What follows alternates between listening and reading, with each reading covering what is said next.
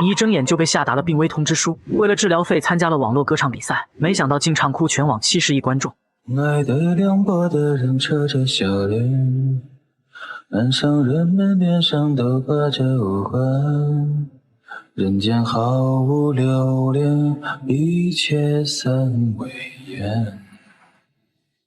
你叫白晨，身为穿越者的你，怎么也没想到自己会穿越到一位身患脑癌的患者身上。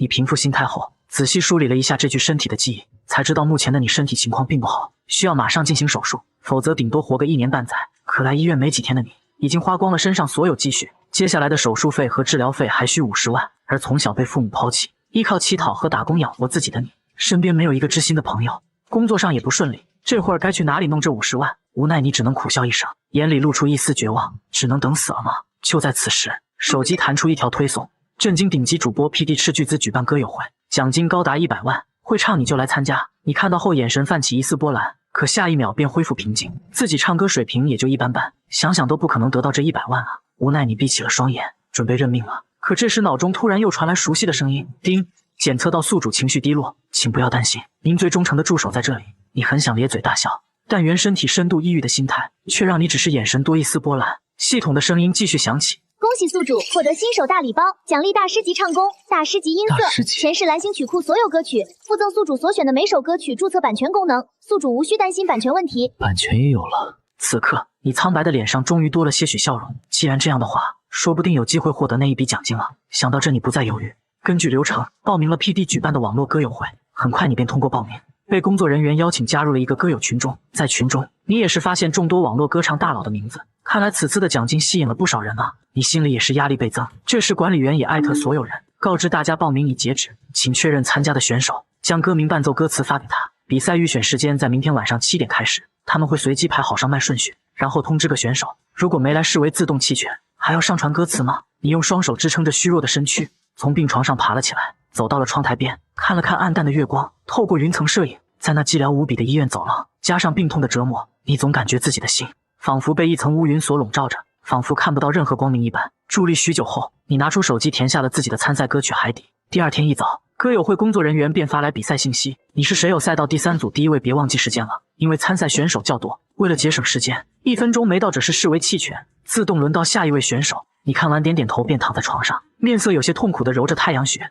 如被啃噬脑髓的疼痛感又来了，无奈吃下一把止疼药，然后定了晚上7点的闹钟，便闭上双眼缓缓睡去。时间很快来到了晚上，此时 PD 的直播间内早已人满为患，热度在500多万高居不下，贵宾席更是冲上了10多万人，弹幕和评论一直在刷。我去，这真是谁有赛道吗？一个一个唱的都可以出道了吧？多哥这装的是吧？隔壁主播赛道偷跑过来的吧？ PD 在屏幕前也是笑得合不拢嘴，他们自己都没想到会有这样的热度，而且选手的质量竟然都如此之高。直播间此时也是传来主持人的声音，1组和2组的选手们都唱完了，现在让我们有请第3组第1位歌手上麦。由于是网络直播比赛，选手很多，也省去很多复杂多余的环节，所以节奏进行得很快，很快就到你上麦演唱了。但是过了数十秒，直播间内都没传出什么动静，主持人此时也是呼喊了起来，白晨，白晨选手，请问你在吗？在的话请迅速上麦演唱，倒计时1分钟，到了将是你自动弃权哦。直播间内的观众此时也是调侃了起来，这家伙是听了前面的吓跑了吧？过了差不多50秒左右，就在主持人准备宣布你自动弃权时，直播间内突然传出一道有些虚弱的声音，到我了吗？此时魔都医院一个偏僻昏暗的楼梯间内，你正弯着腰，面容有些扭曲的喘着粗气。由于医院内不能大声喧哗，你只能强忍着身体内的剧痛，找到这里作为演唱地点。可就这短短的距离，差点要了你的老命。主持人和几个评委听罢都是眉头一皱，但没有多问什么。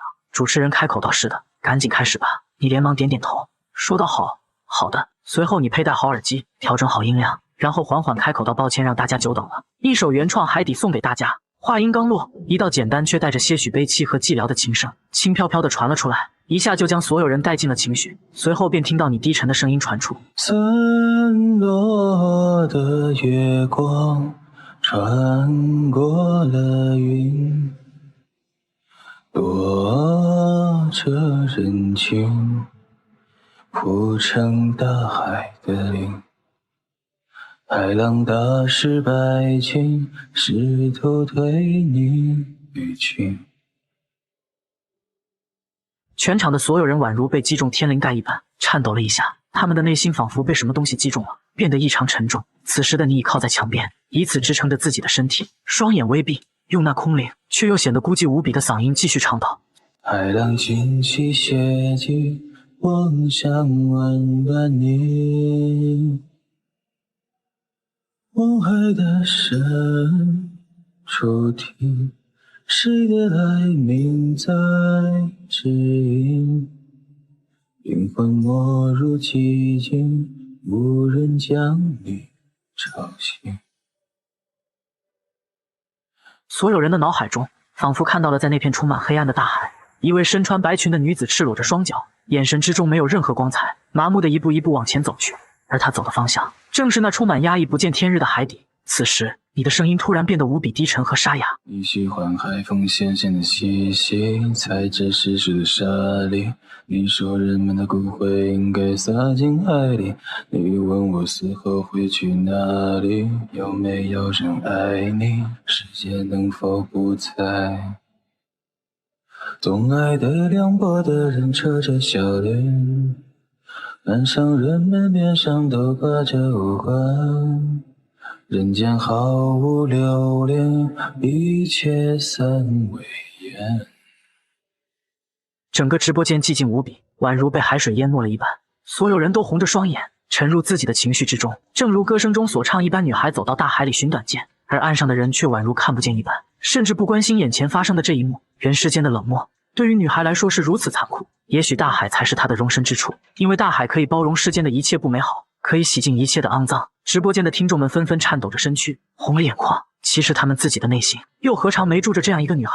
学习上的压力，职场上的阴暗，生活上的不堪，经济上的压力，每个人都被这重重事情压在背上，压得喘不过气。每到深夜总是会不自觉落泪，自己的压力只能自己消化，没有人会同情你，即使有也没人可以帮你。每到撑不住时，多想着忍忍就过去了，可谁想到这一忍或许就是一辈子。此时你也是完全进入到了这首歌的悲凉世界里，想到前世的自己过得浑浑噩噩，来到这里却又接受病痛的折磨，独自迎接死亡的到来。凄惨的经历和记忆叠加在一起，内心的孤独和绝望浮现到了眼前，融合进了歌声里。来不及，来不及，你曾笑着哭泣。来不及，来不及，你颤抖的手臂。来不及，来不及，无人将你打捞起。来不及，来不及，你明明讨厌窒息。这四句来不及，充满了对于世间的绝望和无助。直播间的人们内心那积压的情绪，也随着你这几句来不及纷纷爆发，痛苦不已。PD 和几位评委坐在屏幕前，久久不语。这首海底彻底将每个人死死压在心底深处的抑郁释放，这些情绪会将自己压得动弹不得，宛如处在漆黑的海底一般，感受到的只有无尽的孤寂与窒息的痛苦。这样怪异的气氛足足持续了2分钟，众人才回过神。此时主持人深吸了一口气，开口道：抱歉，这个歌后劲有点大呀。观众们听到声音也是纷纷缓了过来，弹幕瞬间飘满了全屏，满满都是低落的情绪表达。而你唱完这首歌后，拿着手机就这样靠在医院楼道中的窗台上，呆呆地看着窗外那倾盆而下的暴雨，不知道在想什么。此时主持人连忙提醒评委们进行打分，选手已经演出完毕，几位评委可以打分了，观众也可以把自己心目中的分数打在屏幕上，我们后台会做记录统计的。朴老师挠头苦笑道：说实话，我感觉我都没资格点评这首歌，这位选手用手机就能唱出这样堪比 CD 一般的效果，这样的场控在我这里绝对是顶级的，但是我只能打99分，扣1分的原因是太压抑了，搞得我很难受。而另外的2位评委也点头表示认同，但他们并未扣分，而是纷纷打出了100的满分。看来你这次的晋级那是妥妥的稳了。就在这时，朴老师突然想到了什么后问道：白晨选手在吗？我想问问你，是在什么样的状态下写出的这首歌？可是直播间却不见你回应他的问题。白晨你在吗？此时的你一曲唱罢就回到了病房，并不知道自己在直播间内引起了多大的轰动。你疲惫地躺在病床上，看着冷冰冰的天花板，感受着身体传来的痛楚，眼神变得麻木。参加歌友会的目的是赚取奖金，用来充当自己的手术费，博取一线生机。可不知为何，你现在竟总感觉死亡才是自己最终的归宿。即使手术后活下来，后续的治疗疼痛就会消失吗？活着的意义到底是什么？凌晨4点，在一个简陋的屋子内，一位手腕缠住一层白色纱布的少女，踮着脚悄悄来到窗台前，站在20楼的窗边往下探去，眼神没有恐惧，只有宛如一潭死水一般的平静。正当她闭上双眼准备一跃而下时，一阵空灵而又悲切的歌声突然从隔壁传来。散落的月光穿过了云，躲着人群，铺成大海的鳞。少女原本充满死寂的眼神突然有了一丝波澜，她在这首悲凉和孤独的歌中好像听到了自己。在这个世界中还有与自己一样的人吗？是谁？这首歌叫什么？是谁唱的？她突然很想听这首歌。只见她走回床边，拿起手机搜起了刚听到的歌词。没多久，一条点赞几十万的视频出现在她眼前。海底吗？只见少女戴上耳机，点开视频，安静地聆听了起来。伴随着前奏响起，一大波弹幕瞬间袭来。前方高能预警，请自备纸巾，建议心情不好的别听。本想关闭弹幕的杨小冉收回了手，她突然很想看看别人说了些什么，一边浏览着评论，一边听着这首引起自己内心共鸣的歌曲。你喜欢海风咸咸的气息，踩着湿湿的沙砾。你说人们的骨灰应该撒进海里，你问我死后会去哪里，有没有人爱你，世界能否不再。听到这里，杨小冉苦涩地叹了一口气，眼神中充满悲哀。是啊，自己死后会去哪里呢？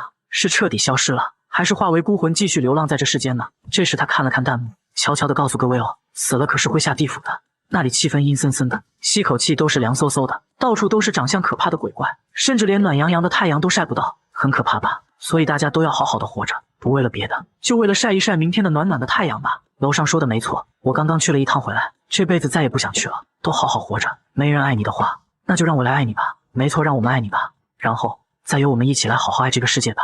加油，陌生人，我爱你。看着满屏幕的我爱你，杨小冉轻薄的身躯不由得一颤，两行清泪悄无声息地从脸颊中滑落。真的有人爱自己吗？他突然想到，在半个月前的深夜，自己内心压抑已久的情绪突然无征兆的爆发，直接冲到厨房，拿起水果刀往自己的手腕上划了过去。当自己的父母看到手腕上源源不断溢出来的鲜血后，眼里没有责怪，没有愤怒，只有不尽的担忧与焦急。他们带着自己不顾一切地往医院冲去。自己还依稀记得，在那晚，平日遵纪守法的父亲连闯了不知多少个红绿灯，母亲则是彻夜守在自己身旁，紧紧攥着自己的双手，生怕自己离去一般。自己好像还被人爱着。此时充满悲凉的歌声还在继续着。来不及，来不及，你曾笑着哭泣。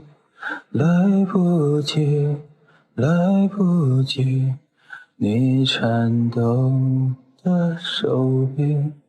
来不及，来不及，无人见你的老去。来不及，来不及，你明明讨厌窒息。听到这里，又是一阵铺天盖地的弹幕浮现在屏幕前，五颜六色、大小不一的弹幕，此时都在发送3个字：来得及。来得及，只要活着，一切都来得及。看到这密密麻麻的来得及后，杨小冉终于再也绷不住，哇的一声，眼泪一下子就从眼眶之中汹涌而出。那积攒了不知多久的情绪，也终于在此刻发泄了出来。就在他躲在被子里痛哭时，一阵焦急的声音突然从房门外传了进来。只见一位满脸焦虑的中年妇女冲了进来，来到床边，将杨小冉抱在自己怀里，轻轻拍打着他的背，不停地安慰道：没事的，冉冉，我在这。看着自己母亲眼里的担忧，他哭着哭着，嘴角突然扬起一抹微笑，擦了擦眼角的泪水后说道：妈妈，我有点饿了，能不能……听到这话的母亲眼眶瞬间泛红。好，冉冉等着呀，妈妈马上去煮你最喜欢吃的西红柿鸡蛋面。杨小冉看着母亲的背影，眼泪和笑容同时出现，默默地说了句谢谢你们。2天时间瞬息而过，你的海底火遍全网，登上各大平台热搜榜前3，全网网友都很好奇，你到底是怎么样的一个人，竟然能创作出如此压抑的歌曲？你是否也是抑郁症患者？甚至有狂热的女粉丝四处收集你的信息，只想给你个拥抱，让你感受人间的温暖。医院内的你却完全不知道这一切。自从患病以来就很少看手机了，稍微看一会就头疼。此时的你则是独自坐在医院楼外的角落里，轻轻地拨动着手中的吉他。这吉他是你这几日在系统中兑换的，一起兑换的还有吉他大师的能力。不知为何，每当自己拨动琴弦，倾听着传来的琴音时，头部的疼痛似乎会消退不少。不知是错觉还是什么，就在你陶醉在音乐里时，一阵嘈杂的电话铃声把你惊醒。你接通后才知道是歌友赛的工作人员，原来今晚就要进行第2轮的淘汰赛了。放下手机后，你拿起吉他起身，准备回到病房准备比赛歌曲。小白啊，去哪里逛啊？走到病房门口时，你看到椅子上坐着一位满脸沧桑、穿着朴素的中年男人，他一手夹着一支烟，一手提着一瓶廉价的二锅头，正冲自己打招呼。这位老汉叫张叔，是自己同个病房的糖尿病患者。张叔啊，你还敢喝酒啊？不怕被阿姨看到？张叔笑了笑说道：没事，你阿姨去给我办出院了，好久没碰过酒了，解馋。听罢你一愣，出院？张叔看到你的表情，突然一笑，是我自己不想住了。说完他猛灌了一口酒，表情突然变得苦涩了起来。虽然你阿姨瞒着我，但是我已经知道了，不是糖尿病，是胰腺癌，早期。你听完瞳孔微张，一时间不知该说些什么，缓了缓才说到早期的话，应该还有机会吧。张叔苦笑道：早期是早期，但我一个农村种地的，哪来那么多钱治啊？与其这样，不如把这钱留给我孩子和媳妇，我也少受些折磨。就算做手术成功，还得化疗什么的，半死不活的躺在病床上等人照顾，不如趁还能动，回家多陪陪家人。说完站起身拍了拍你的肩膀，虽然我认命了，但你还是个孩子，还年轻。张叔希望你活下去，一定要加油，不能放弃。随后便转身向医院大门走去。你看着张叔的洒脱又落寞的背影，心里很不是滋味。回到病床上，脑子里满是张叔刚刚所说的话，还想着抱孙子的他，因为没钱只能等待死亡上门。也许心中再有不甘，再有绝望，也只能化为一口苦酒深入口喉，装作一副洒脱的样子，坦然走向死亡。有时生命就是如此的脆弱，当厄运降临时，能做的只有珍惜剩下的时光。再想起张叔最后一句话，自己真的还有希望吗？你长叹了一口气后，拿出手机找到了歌友会的工作人员，编辑了演唱信息并发送。选手白晨，演唱歌曲《我用什么把你留住》。此时第二轮比赛正在火热进行中，这一轮留下的歌友实力都非常强劲。主持人上麦说道：节目已经进行到尾声了，话不多说，让我们欢迎最后一位选手。相信今晚大部分观众都在期待着他的出场吧，当然我也是其中之一，甚至我纸巾都备好了，希望他不会让我们失望。听到主持人这样说后，不少观众直接一个机灵，瞬间精神。五虎等了一晚上，终于被我等到了。兄弟们准备好了吗？家人们到点了给我哭。让我们有请下一位选手白晨。伴随着你的到来，直播间热度再次突破纪录，直播间内你的声音缓缓传出。大家好，我是白晨，今天给大家带来一首原创《我用什么把你留住》。话音刚落，便听到一阵阵沉重无比而又悠远的琴声传来，紧接着便听到你低沉又偏女声的歌声传出。你忘了划过伤口的冷风，嘿，你信了不疼不痒就算过了一生，你为什么看见雪飘落就会想唱歌？为什么在放手时刻眼泪会掉落？短短的4句歌词再次如同子弹一般击穿了观众们的心灵，那一如既往悲伤的旋律又一次闯进观众们的心里。正如歌词所唱一样，自己似乎真的忘了以前为了理想而承受的痛苦，自己也相信了命运，向命运妥协认输。此时歌还在继续，一个一个走过，一个一个错过，一遍一遍来过，一次一次放过，一声一声笑着，一声一声吼着，一幕一幕闪着刺痛我。与此同时，之前那位准备轻生的少女杨小冉也正在房间里静静地聆听着你的歌声。不知为何，她总能够在你的歌声中找到一丝对自己的慰藉，净化着自己躁动的抑郁，而你闭着眼睛完全投入到歌曲里。因为享受着它的灿烂，因为忍受着它的腐烂，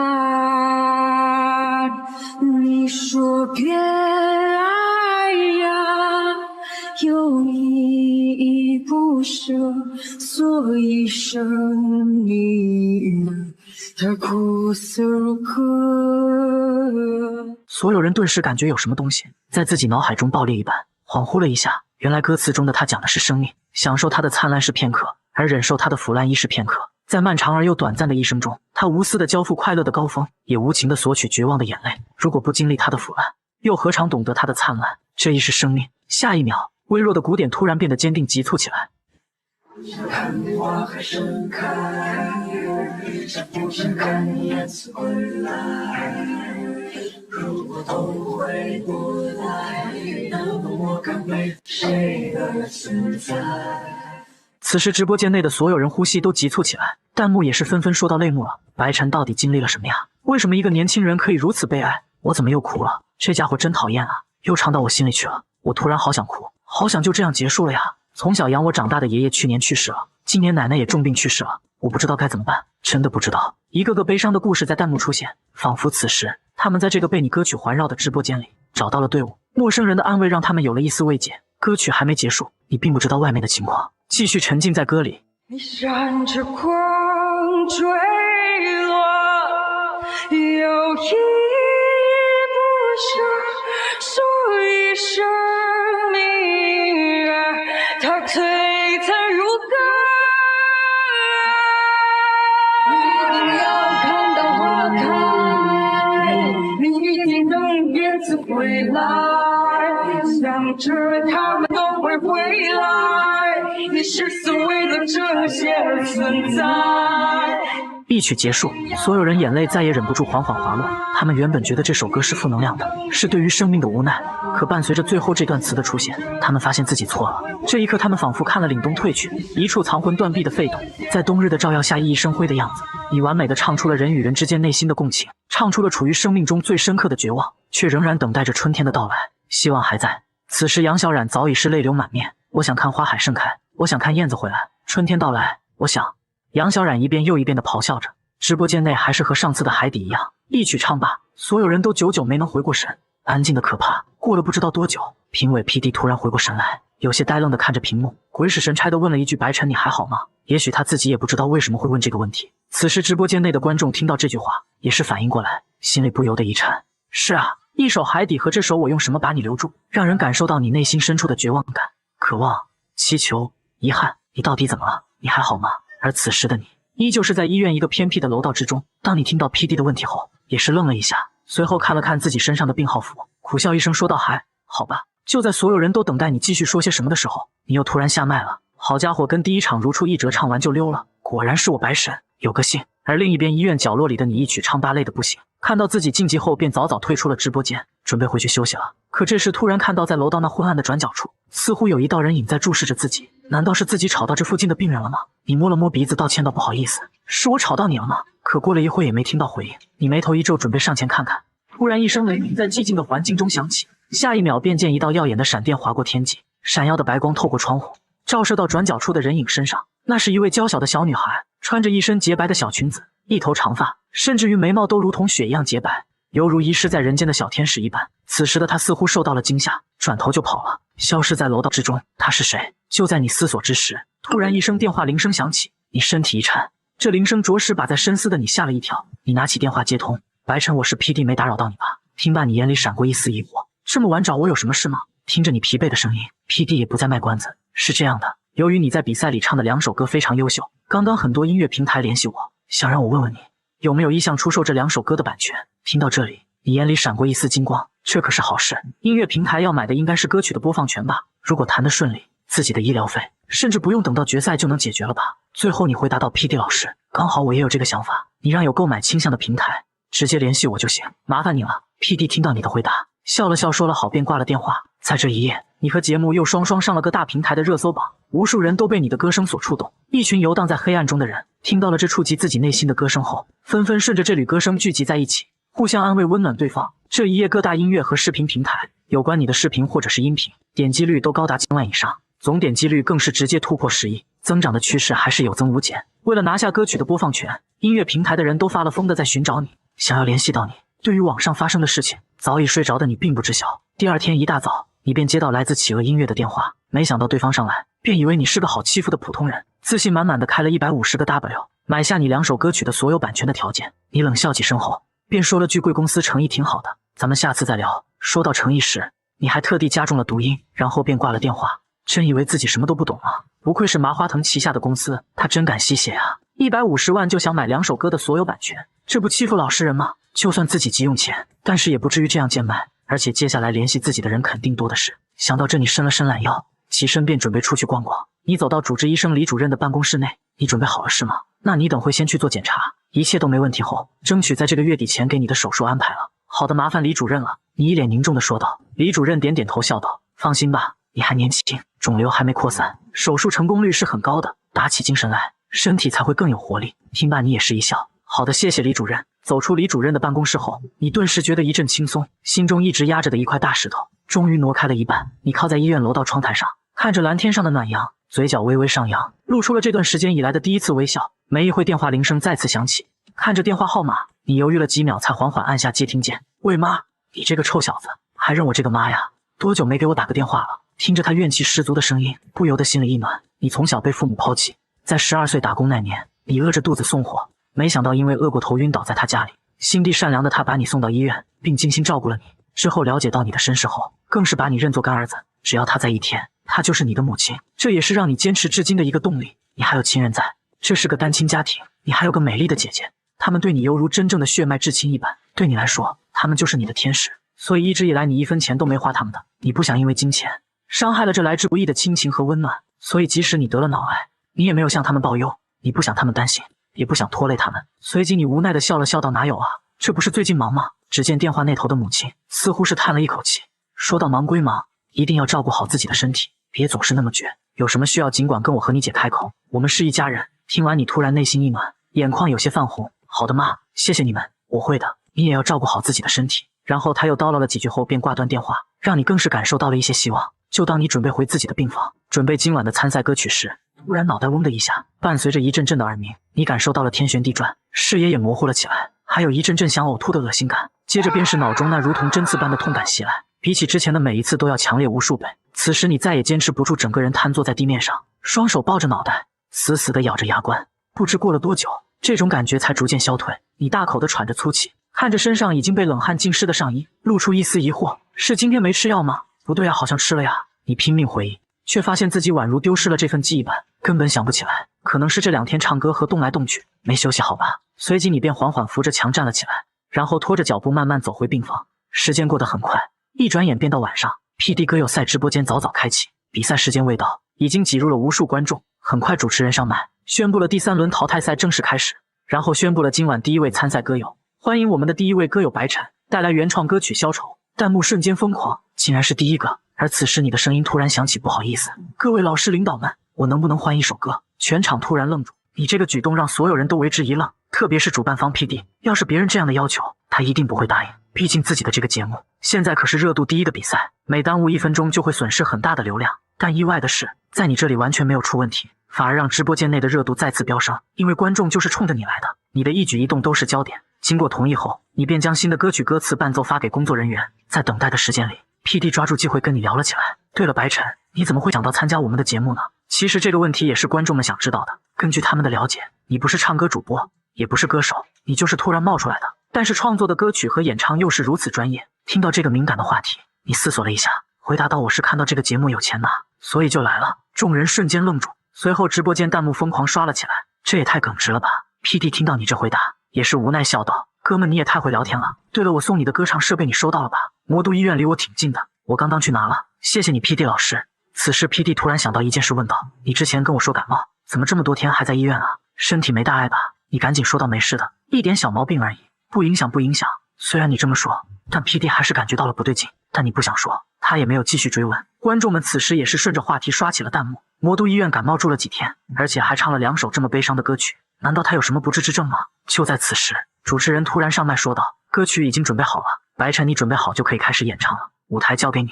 此时你还是靠在楼道一旁的墙壁上，看着那透过窗户照射进来的月光，微微一笑后轻声说道：今天我给大家带来的这首歌，想送给一个人，她是世界上最美丽的女人，歌名叫做一荤一素。就在众人惊讶你今天竟然唱情歌时，一阵优美的琴声缓缓传出，然后便听到你那磁性且充满故事感的声音传来：日出又日落，深处在深处，一张小方桌，有一荤一素，一个身影从容的忙忙碌碌，一双手让这时光有了温度。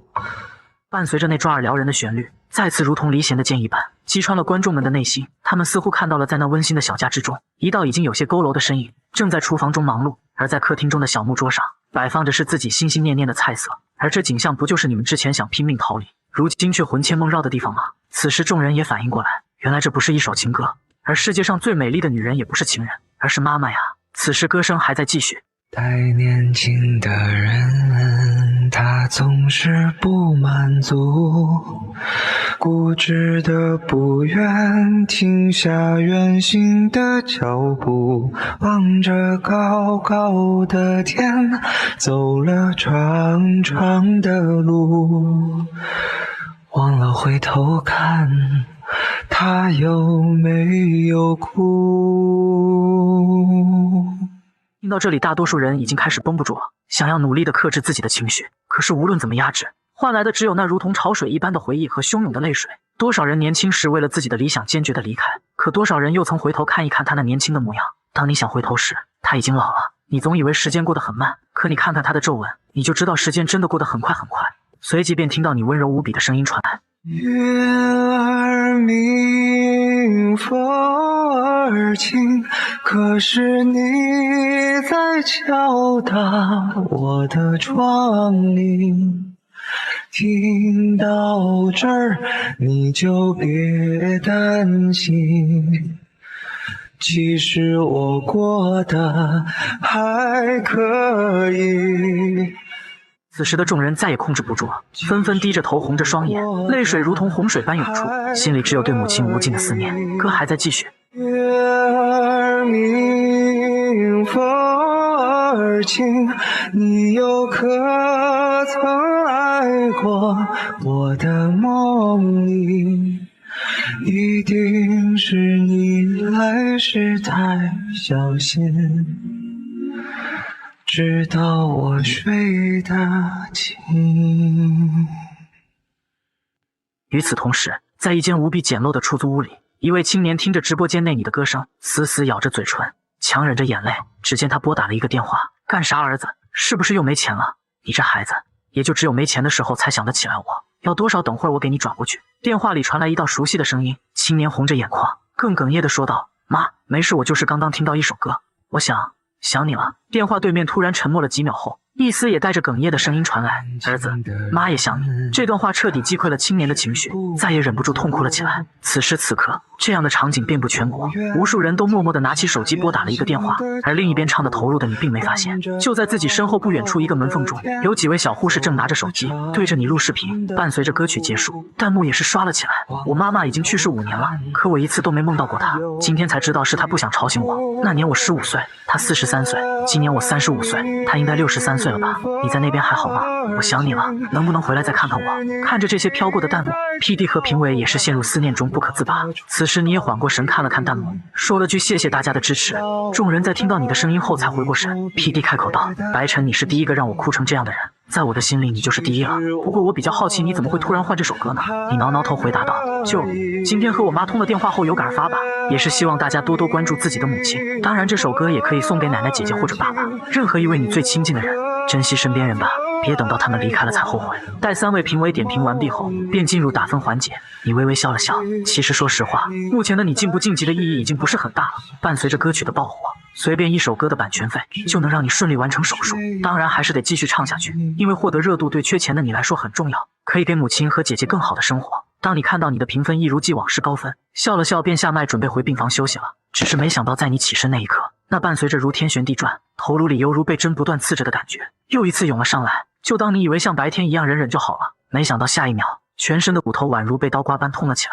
怎么回事？白天还只是头疼，怎么这下全身都疼？你隐约感觉到不对劲，于是咬着牙爬起来，想要走到有人的地方呼救。可没成想你才微微一动，宛如触碰到什么神经一般，全身的痛感放大了100倍。有人！你一句话还没说出口，下一秒扑通一声，眼前一黑，整个人栽倒在地上没了动静。此时魔都医院急救室外，几位护士一脸焦急地等待着。白晨没事吧？刚刚都吓死我了，还好我们没走远。这几个护士正是在门后偷拍你的那几个。就在你晕倒的那一刻，还没走远的他们听到摔倒的声音便折了回来，没想到看见倒在地上不省人事的你，立马将你送到了急救室。而此时众人并没发现不远处的一个角落，有一位白发小女孩探出一个脑袋，正小心翼翼地关注着这边的情况。过了差不多20分钟，急救室的门突然打开，一位身穿白大褂的医生从里面走了出来。看到此人，几位护士纷纷担忧地开口问道：“王主任，他没事吧？”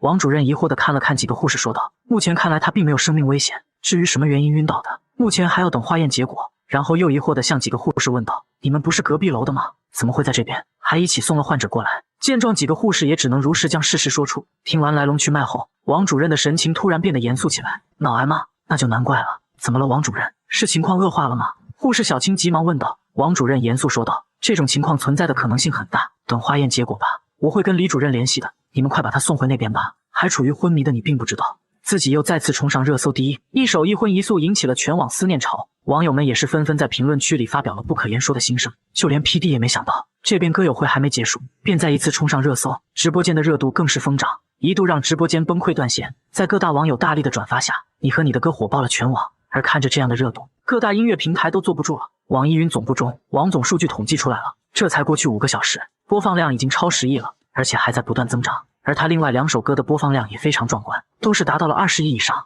一个小助理正在向总经理汇报工作，王总听罢点了点头。对了，听说企鹅音乐和白晨已经有过接触了。是的，听说企鹅开了150万2首歌，至于对方有没有答应，暂时还不清楚那边的消息捂得很紧。王总皱了皱眉，150万买2首歌的播放权吗？他们什么时候这么大方了？王总，他们好像是想买下歌曲所有的版权。小助理赶紧说道。什么？150万就想拿下2首歌的所有版权？王总瞪大双眼，嘴角抽了抽，高看他们了，果然还是一如既往的黑啊。可以这么说，买下所有版权后，这2首歌就不再属于歌手自己了，甚至未经允许，歌手都不能在公开场合演唱。很多歌手就是因为不懂这些条条框框被坑的。王总想了想，这样对于自己也是好事，自己只要拿出足够的诚意，就有机会拿下独家播放权。然后便急促地对助理说道：“你马上把白晨的信息整理给我，我要亲自跟他谈。”而这样的情景不仅仅出现在网易云，基本上全网的音乐平台都做着如出一辙的工作，都想抢先一步联系你。只可惜无论他们怎么联系，这一晚的你如同消失了一般。此时魔都医院内，你被转移回自己的病房休息。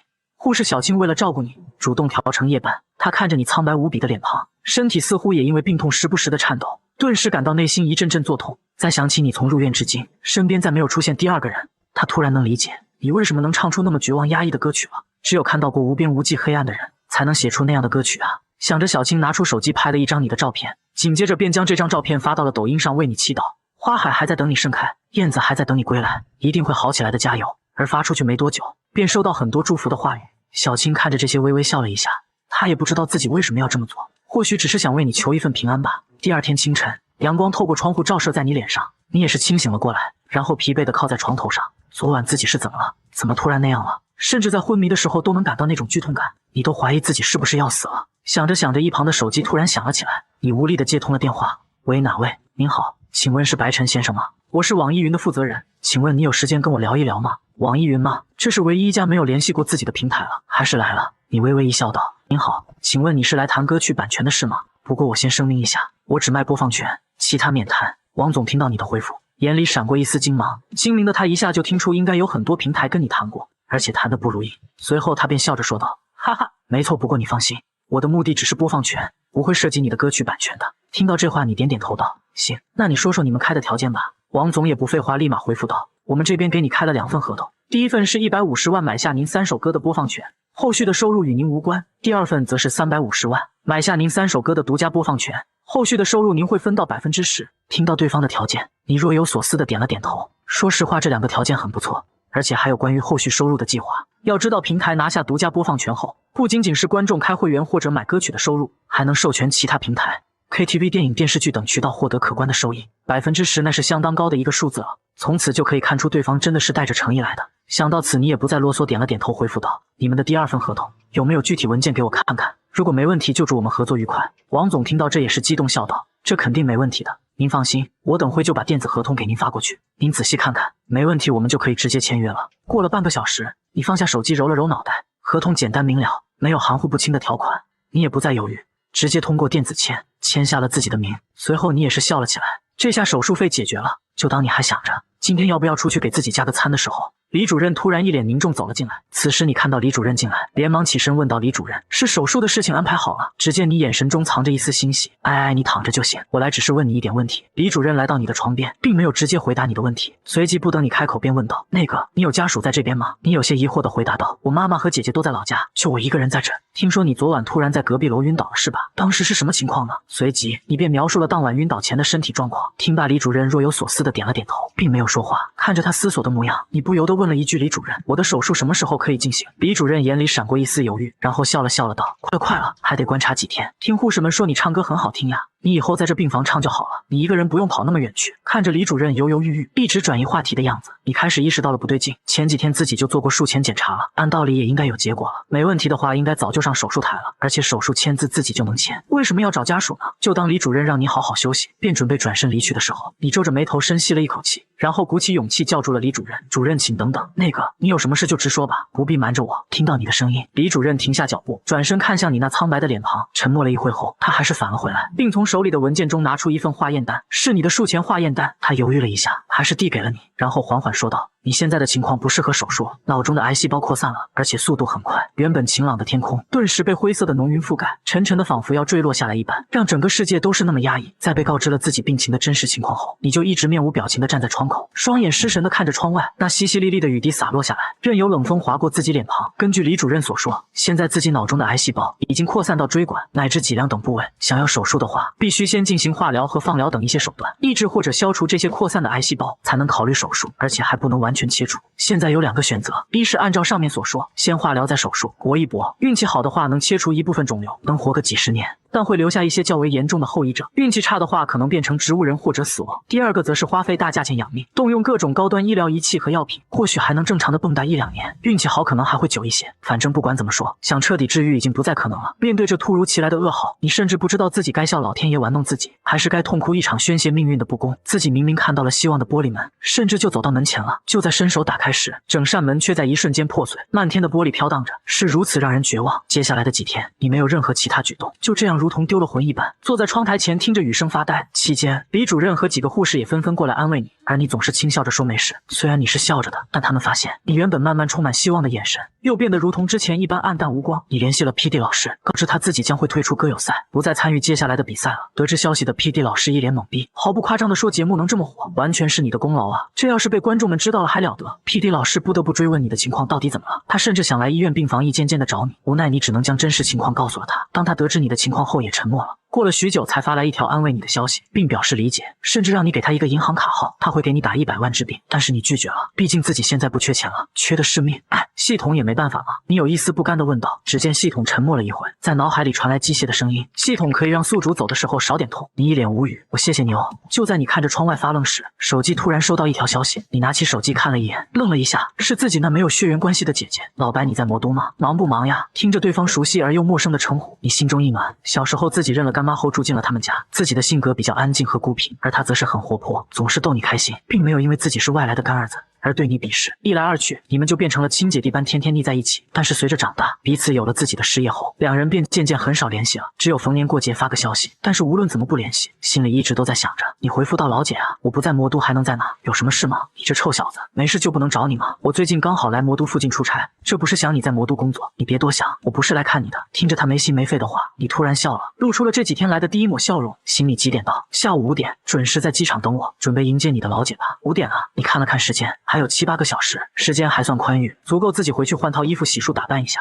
毕竟不能让他看出自己得病了。时间来到晚上，此时你正与你姐姐白洁坐在一间小酒馆里。白洁想要找一个能吃饭还能喝点的地方，因为这几天太累了，想放松放松，所以你便带着她来到出租屋附近的小酒馆。接下来你们两人吹着微风，喝着小酒，一边吃一边聊，开心的回忆着旧时光，又聊着对方的现状。伴随着时间的推移和气氛的高涨，不知不觉你们两人喝得有些微醺。其实在确诊脑癌之后，你的心情就没好过，早就想戒酒消愁了，但又怕影响病情，一直不敢喝。如今你想明白了，又或许彻底摆烂了，管他丫的，反正活不了几年了，想干什么干什么。白洁看着你一杯接一杯往肚子里灌酒的样子，眼神时不时闪过一丝忧愁。她皱着眉问道：老白，你什么情况？你醉醺醺的摆了摆手，说道：这不是戒酒消愁吗？白洁听罢更是一脸严肃，不对，你小子绝对有事瞒着我，快说什么事。面对他的质疑，你低着头，纠结无比的揉着头发，想说又说不出口。看到这一幕，白洁一脸担忧道：白晨，我是你姐，你小时候尿裤子了都找我说，有什么事是我不能知道的？你听完这话，认真的看了看他，最后还是没有说出口。哎呀，真没事，我看这里好像能点歌也。白洁叹了口气，无奈摇了摇头，没再追问。你想听什么？我给你点吧。随即叫来了老板。老板，你这里能点歌吗？抱歉了朋友，今天驻场乐队没有来，没开放点歌。听罢你皱了皱眉，怎么这么背呢？想点首歌都没有。你想着突然问了一句：老板，我能自己上去唱一首吗？看着老板面露为难的样子，你笑，放心，我唱完保证你的酒能多卖几杯。老板眼中闪过一丝金光，真的？你是专业的？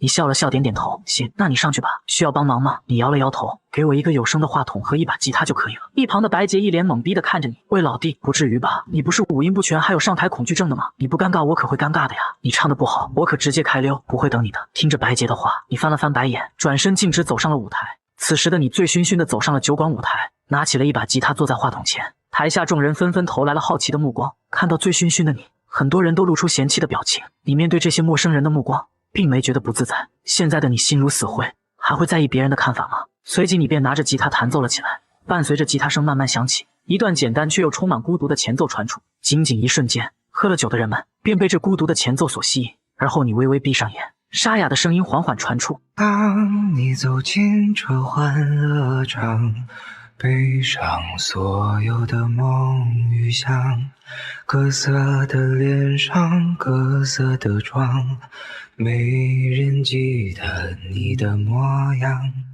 孤独的旋律和落寞的歌词搭配着你充满故事的嗓音，顿时让所有人鸡皮疙瘩顺起，好像感受到心一颤，有什么东西闯入了他们的内心。此时歌声继续传来，咱寻救过你在角落，固执地唱着苦涩的歌，听它在喧嚣里被淹没。你拿起酒杯对自己说。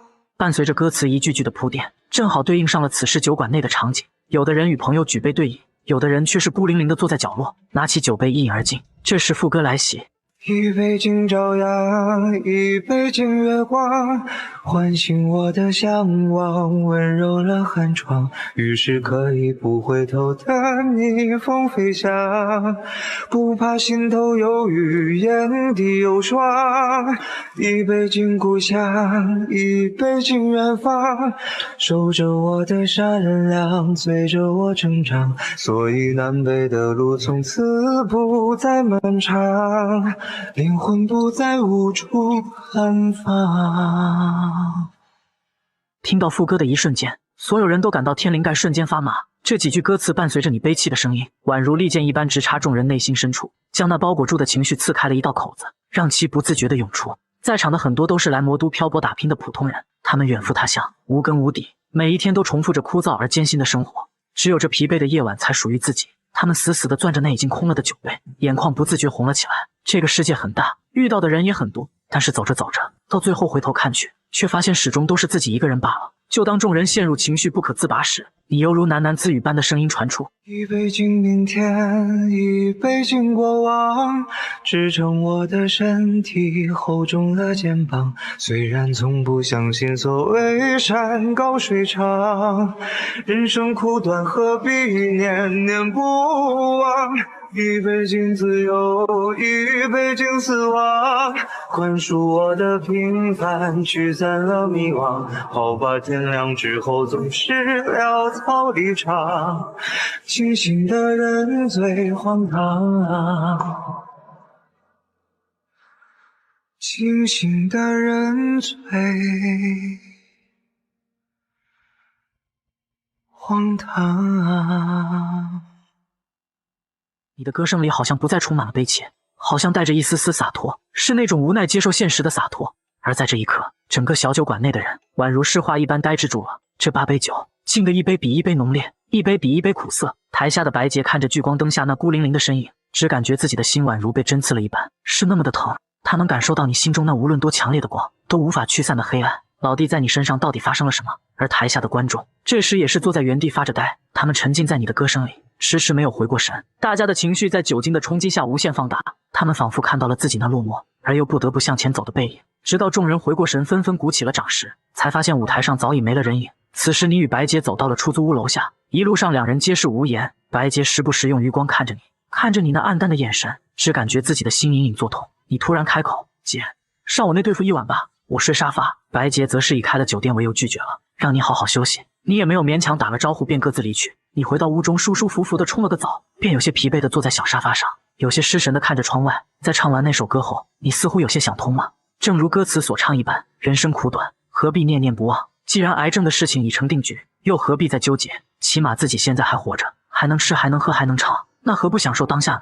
想到这里，你顿时感到心里轻松了不少。第二天清晨，终于雨过天晴，阳光重新出现，你也回到了医院，你准备接受李主任提的第2个方案。虽然需要大量的金钱去维持生命，而且可能时间不长，但是至少还能活蹦乱跳的活着。来到医院，与李主任详细聊了一下具体治疗方案，总结下来就是花的钱越多，得到的效果就越好，能活的时间也更长。听完了你不免有些感慨，这动辄上百万上千万的数字，真的是让人惊讶。这让普通人怎么活呢？还好自己如今也算拥有赚钱的本事了，努力应该可以维持不短的时间了，这也是不幸中的万幸了。随后你便回到病房，拿起吉他走到了医院外的花园里。病房里冷冰冰的，还是喜欢外面的空气。你找了一张椅子坐了下来，闭着眼睛享受了一会洒在脸上的阳光，然后抱着吉他轻轻弹奏了起来。就在你沉浸在音乐里时，突然感到有一道目光在一旁注视着自己。此时的你坐在医院花园里的椅子上，抱着吉他享受着音乐与阳光的美妙，却发现有一道目光正注视着你。你顺着感觉的方向看去，赫然是在前几日楼梯间的那个雪白小女孩。阳光下的她一头雪白色的头发，褐白的发光的皮肤是如此鲜艳，你知道那是一种病态的白。你看着可爱的小女孩，不自觉出声道：“喜欢吉他吗？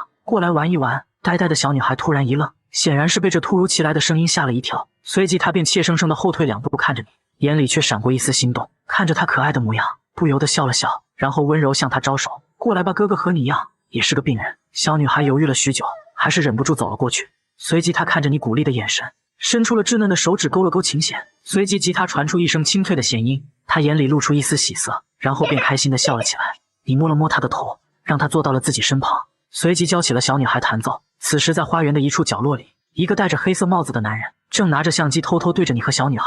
此人正是出名的专业狗仔董凯。你不知道的是，你在酒馆唱歌的视频早已被人发到了网上，一曲消愁在网上掀起轩然大波。有人翻出了护士小青发的照片和视频做了对比，发现酒馆的你就是小青照片里的人。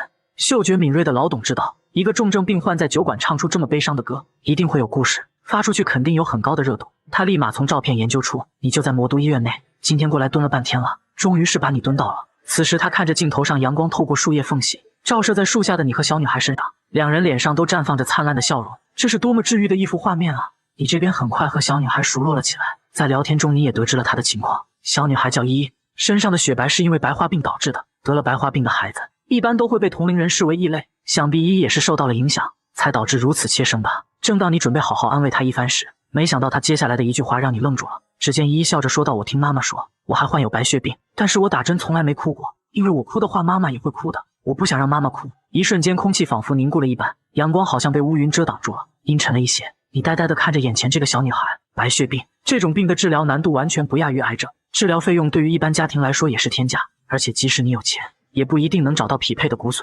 想到这，你不由得感到鼻头一酸，老天为什么要对一个小女孩如此狠心？白化病已经足够让她痛苦了，而且还让她患上死亡率如此之高的白血病，为什么？可是你忘了你也是个身患绝症的病人。角落的狗仔老董心情突然变得低落起来，拿着摄像机的手有些颤抖，眼眶甚至有些红润。他听到了你们的对话，在这一刻他突然感到自己刚刚拍下的那张照片不是那么唯美，反而显得有一丝悲戚。因为照片上的两人，一个是身患脑癌的年轻人，一个是得了白化病和白血病小女孩。此时你正想着唱首歌送给小女孩时，一阵突兀而又显得焦急无比的叫喊声传了过来：“依依，你怎么跑这里来了？”只见一位脸上带着些许沧桑的妇女赶了过来：“不好意思啊，小伙子，我女儿没给你添麻烦吧？抱歉抱歉。”看着依依玩弄着你手中的吉他，他以为是不是他女儿贪玩打扰到你了。你看着这位提着大包小包的妇女，笑了笑，摆了摆手道：“不是的，是我邀请依依过来一起玩的。”一旁的依依此时也嘟了嘟嘴，说道：“我没乱跑，我是来听哥哥唱歌的，他就是我跟你说的那个唱歌好听的哥哥。”妇女看了看你，说道：“原来是你啊，一直听依依说你唱歌很好听，没想到你这么年轻。”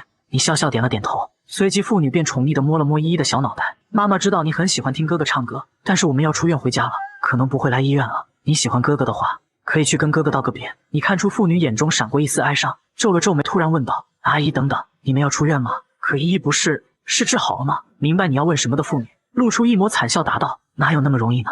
为了让依依找到合适的骨髓，我已经把工作辞了，老家的房子卖了，孩子他爹又走得早，其实我还能撑一撑，可是医生说找不到合适的骨髓的话，孩子就剩2个月了，让我带回家别在医院受苦了。”听罢，你与暗处的老董都震惊了。老董在偷拍生涯中什么毁三观的事没见过，但这一次却让自己的心灵受到了沉重的打击。一个农村妇女，孩子得了白化病和白血病，丈夫又去世了，全靠她一个人在支撑着一切，这是怎样的一场人间苦难啊！你也是愣了一会才回过神。现在网络这么发达，可以利用网络去找找看的。听到你的话，妇女眼里闪过一丝绝望后，无奈说到：“网络上那些大 V， 甚至是标着公共名字的大号，想要他们帮忙都要收钱啊，而且还不是小数目。我已经没有这个能力了，现在只想陪着他，快快乐乐过完剩下的这段时光就好了。此时一旁的依依看到你和妈妈都陷入了悲伤之中，突然说道：“没事的，哥哥和妈妈，你们不要伤心。医生说我只能活半年，可是我已经活了1年多了，我已经很满足了，而且我不怕死亡的，因为人死了都会去一个很美丽的地方，那边还有爸爸在，我不会没伴的。”听着依依的话，你的心里一颤。一个小女孩经历什么才会这么懂事？面对死亡竟然还反过来安慰别人，顿时你感到心疼无比，眼泪也不自觉滑落。一旁的妇女此时也是忍不住痛哭了起来。过了许久，妇女的情绪也逐渐稳定下来，对着你不好意思的笑了笑道：“抱歉小伙子，让你见笑了，我们得走了。谢谢你给了依依欢乐，谢谢你。”你看着依依不舍的依依，突然想到什么连忙说道：“等会把这个送给依依吧，她好像挺喜欢的，希望能在接下来的时光给她带来快乐。”妇女想拒绝，可拗不过坚决的你，而且看依依也确实很喜欢，便接下了。依依也是开心的跑到一旁的草地上，摘了一朵小红花，然后递给你。我知道哥哥也生病了，我听说小红花会给人带来好运，希望这朵花能让哥哥的病痊愈。看着依依的举动，你眼眶中含着泪水，点头笑了笑。随后母女俩便往外走去，看着两人的背影，你顿时心里一沉，这一别或许就是永别了。就在你发呆时，护士突然叫了你：“白晨，李主任有事找你，让你现在过去他办公室。”你皱了皱眉回道：“好的，我现在过去。”一旁的老董听到这个名字，皱了皱眉，感觉有些熟悉。思索几秒后，突然他的身躯猛地一颤，白晨，难不成他就是那个歌友赛的白晨？为了帮身患白血病的小女孩找到匹配的骨髓，身为病友患有脑癌无法治愈的你，决定将生的希望留给她，重新参加歌友赛，想利用热度为她找到一丝生的希望。没想到你一首歌曲竟让全网热泪盈眶，更是引起全网关注与时间赛跑，只为了帮小女孩找到合适的骨髓。此时狗仔老董在得知你就是神秘的白晨后，激动的差点跳起来，这绝对是个惊天大料啊！不久后，一篇关于你的文章就在网上慢慢传了起来，标题是白晨，海底，我用什么把你留住？消愁，癌症，关于你们所关注想知道的一切都在这里。文章下面还附有一个你和依依在医院花园的视频片段。随着时间推移，这篇文章便在网络上疯狂转载，评论也是在几分钟内暴涨近万条，短短2个小时就直接冲上了热搜第一。没有其他原因，只是因为你几首歌唱出了无数人的心声。神秘的你退出了歌友赛，不知为何又在小酒馆唱了一曲消愁。如今知道你竟然是一位癌症患者，这本就已经足够引起人们的同情，加上白化病和白血病女孩依依的事情加持，如此悲惨又带着治愈的故事画面，不上热搜都不可能了。之前很多因为你退赛带节奏说你抄袭的网友纷纷出来道歉，随后又有一篇关于你的文章登上了热搜第2，标题是万人血书跪求白晨回归歌友赛，网友们在评论区纷纷附和。此时的 PD 看到热搜也是一脸懵，怎么你突然被曝光了？他顶着骂声好不容易帮你隐瞒下来，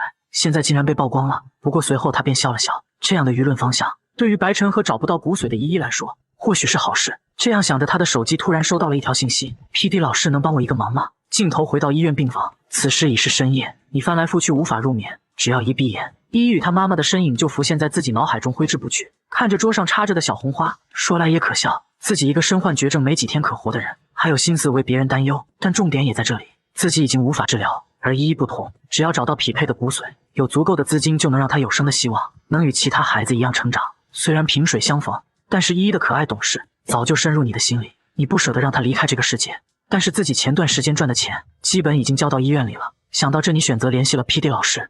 PD 老师准备通过歌友会继续发酵这件事，帮助依依找到骨髓，顺便让白晨多唱几首歌曲增加热度，然后卖出去，这样就能获得足够的金钱了。第2天歌友赛决赛准备就绪，赛前 PD 亲自发了视频，公布选手白晨将以最佳人气选手的身份回归决赛。不过为了公平公正，你需要演唱2首歌曲，第1首歌是入场券，需要至少获得评委以及6名决赛选手的同意票，才能以第12名选手的身份正式进入决赛。这一消息的公布再次引起了全网轰动。卧槽，白晨回归了，真的假的？官方认证童叟无欺，白晨回来了，家人们我们也该回归了。在这一天，许久没登上热搜的歌友赛再次霸榜热搜榜第1。医院内的你看着手机中的网友的评论笑了笑，的确，自己的回归能够让歌友赛重回巅峰，同时自己也能够借助这波流量去帮助依依，算是双赢了。还有一个原因，那天自己要送给依依的歌还没来得及唱呢，希望她能够听到吧。此时乡下一间破旧的房屋中，依依今天是你生日哦，想要吃什么呀？一边的依依懂事的回道：妈妈想吃什么依依就吃什么。听着依依的话，依依妈妈眼底闪过一抹苦涩，妈妈给你买个蛋糕好不好啊？依依还是懂事的摇了摇头道：不用了妈妈，我已经收到最喜欢的生日礼物了。说着便跑到你送的吉他旁，绽放出了一个开心的笑容。随后依依妈妈便陪着依依玩了一会吉他，然后拿起手机刷了刷。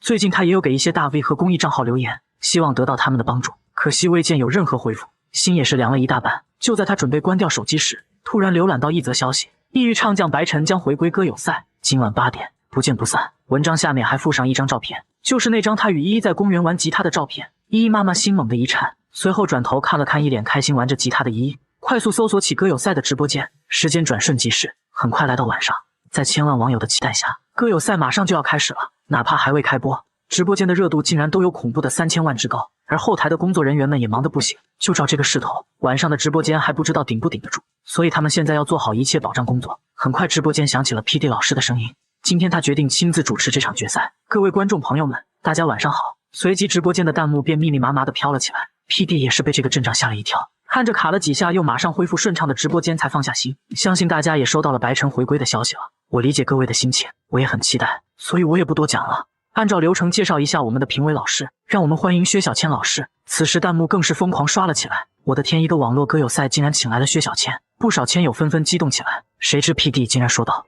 是薛小千老师他主动联系上我们的，至于原因自然是白晨了。众人纷纷发起了问号，之前2个美女歌手为了你而来，现在你回归把薛小千都吸引过来了，你到底是有什么魔力啊？随即薛小千便上麦跟众人打了个招呼，随后 PD 直接说道，咱们就不耽误时间了，规则大家都清楚了，那么现在请我们的白晨选手上麦吧。终于开始了，弹幕全部齐刷刷的刷了你的名字，为你加油。伴随着轰轰烈烈的弹幕，一道熟悉的声音在直播间内响起，屏幕也一分为二，一张帅气而又苍白的脸庞出现在众人的视野里。看到你露脸后，直播间顿时迎来第二波狂热弹幕。你笑了笑，拿过一把吉他架在自己腿上，随后调了调镜头，桌子上的一朵小红花出现在了镜头内。很抱歉今天会耽搁各位一点时间，容许我讲个小故事。不少人都感到好奇，一个每次唱完歌就溜走的人，今天怎么有兴致讲故事了？随即你便将依依的故事在直播间内缓缓讲出。当你把故事讲述完后，全网网友都陷入悲伤的情绪不可自拔，实在是依依太让人心疼了。众人纷纷感慨，不是所有人都活得灿烂。后台的评委薛小千突然出声，比赛结束过后，能不能帮我联系下这个小女孩？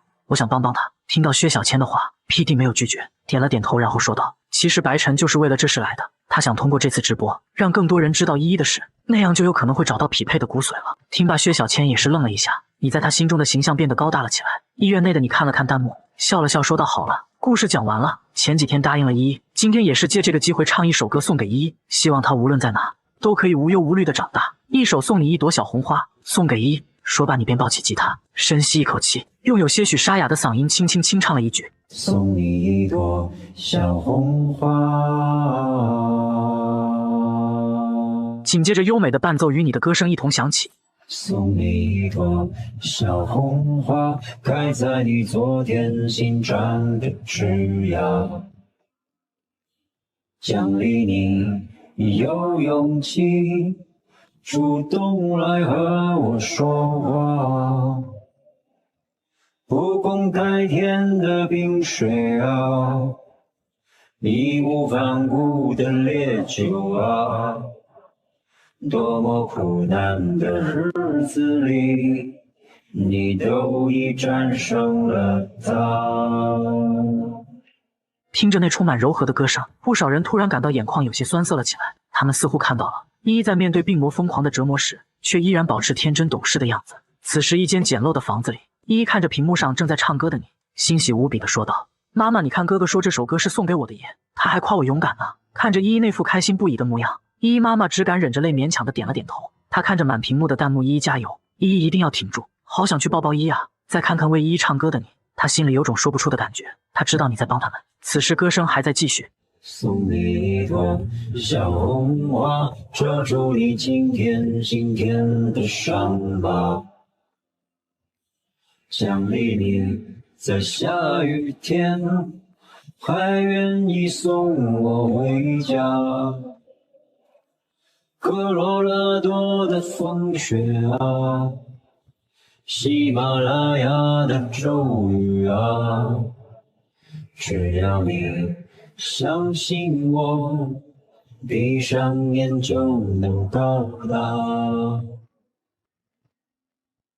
你的声音沉稳而又充满故事感，宛如是在轻轻诉说和祈福一般，让所有人的内心都掀起了波澜，纷纷将双眼闭上，仿佛真的看到了漫天雪花出现在自己眼前。而此时的依依也是微微低头，闭上了双眼。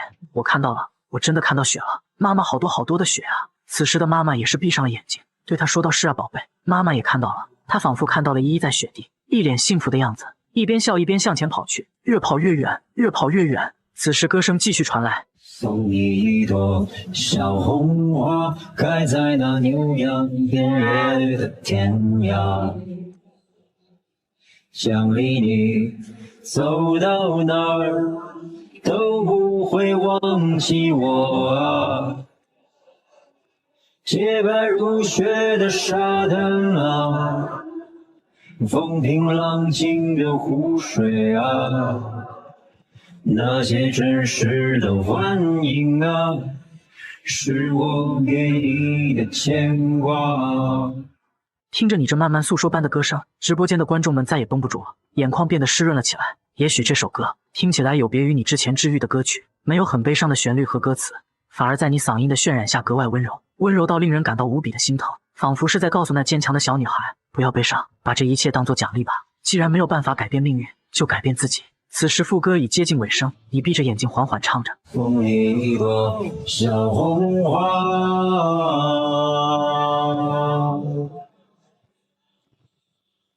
送你一朵小红花。此时依依妈妈再也忍不住了，抱着依依抽泣起来，而她怀里的依依却突然挣脱了她的怀抱，跑到一面贴着小红花的墙上，踮着脚尖从上面摘了一朵下来，然后跑回来对着妈妈说道：妈妈，依依也送你一朵小红花，你别再哭了，依依会心疼的。说着便将小红花贴到了妈妈的额头上。这时你的歌声已悄然结束，直播间所有人都沉默了，任何话语都描述不了自己的感受。他们没想到一首简简单单的歌竟能带来如此震撼心灵的效果。在你的歌声中，他们看到了依依，或许也看到了自己，看见了人生的悲欢，看到了被命运所折磨的苦难人，看到了他们的乐观和坚强，看见了生命的坚韧。一幅幅苦难的画面无不让人感到动容，而在这中间，你的歌声又仿佛驱散了阴霾，照射进一些阳光，照进每个人的心里，给他们带来鼓励。众人在一声隐隐的抽泣声中回过神，这道抽泣声正是 PD 发出的。他已经极力忍耐了，可终究克制不住身体的本能。直播间内弹幕开始缓缓飘起，依依真的好可怜，她一定能看到风雪的。哎，我爸走的时候差了20万治病，现在我有了，可惜他已经永远不在了。有什么是比眼睁睁看着至亲之人离开，自己却无能为力还要更痛苦的吗？我也是一名白血病患者，但是我很幸运找到了匹配的骨髓。我能理解依依，太心疼她了，希望她也能好起来吧。医院的你也是沉浸在歌曲里无法自拔。此时直播间内传来 PD 的声音，白晨的歌声还是一如既往让人心灵震颤。依依的故事与经历也让我们为之动容，我相信依依和白晨一定都会好起来的。接下来让我们开始投票环节吧，看看白晨是否能成功复活进入决赛。结果当然是毫无悬念的满票通过，成功进入决赛。即使是选手的选票也没有一张反对的，虽然你与他们互为竞争对手，你一旦进入决赛，第一名可能就会落在你头上了，那他们也没有一个人反对你回归，因为你这首歌和依依的故事也唱进了他们的心里，他们也想帮助依依和你，让你进入决赛是最有效的方法。你看着满屏的欢呼笑了笑说道：谢谢老师们和同台的选手们，还有屏幕前的你们，希望今天大家能够帮帮依依，让她的故事和寻找骨髓的事情发散出去，再次谢谢你们。说罢你艰难起身，对着镜头鞠了个躬，而这时 PD 也适时出声：对的，我们歌友会也会尽全力帮助白晨和依依，如今依依最缺的就是时间，所以在这希望耽搁大家几分钟。直播间内会出现一个链接，请大家帮忙转发一下，上面有依依的病历信息和所需的骨髓配对信息，我相信在我们的共同努力下，一定可以帮依依找到合适的骨髓，让她重获新生。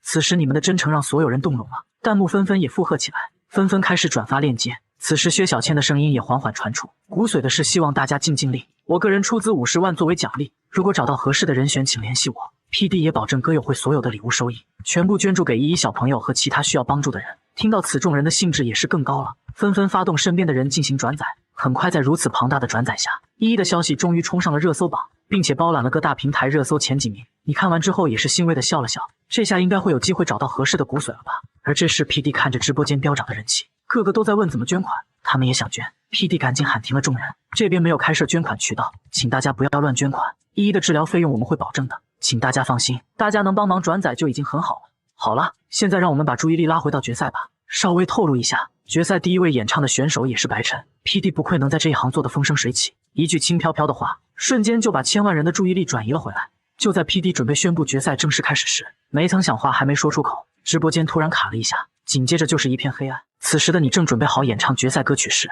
直播间却突然卡掉线了。PD 迅速让后勤排查问题，结果发现自己的设备并没有任何问题。随即他联系到官方，原来是服务器也没承受住歌友赛的疯狂热度，宕机了。没办法 ，PD 只好在微博发布消息说明情况，然后将决赛延迟至明晚8点，比赛停止了，也让网友们有更多时间转载依依的事情。不一会儿，整个网络便充斥着依依的话题。PD 也是亲自给依依妈妈打了个电话，将所有事情以及缘由都说清楚。本来依依妈妈还有些担心，这些人是不是在拿依依的故事博取热度？现在她终于知道这一切都是真实的，他们是真心的在帮自己这对可怜的母女。而且 PD 告诉她，明天就会安排车过来接他们回魔都，让依依先做最好的疗养。如果找到匹配的骨髓，第一时间就会让最好的医生安排手术。挂了电话后的依依妈妈早已泪流满面，她知道这一切的源头都离不开你，没有你的话，这些事情都不会发生。她知道这个世界的人很现实，唯独你让她意外，只是萍水相逢，甚至算不上病友的你，竟然能为依依做到这些。她默默地说了句谢谢你白晨，谢谢你陌生人。与此同时，在医院的你看着网络上的信息，露出一些讽刺的表情，因为很多大 V 和公共账号都出来发声了，并表示会尽全力帮依依找到合适的骨髓。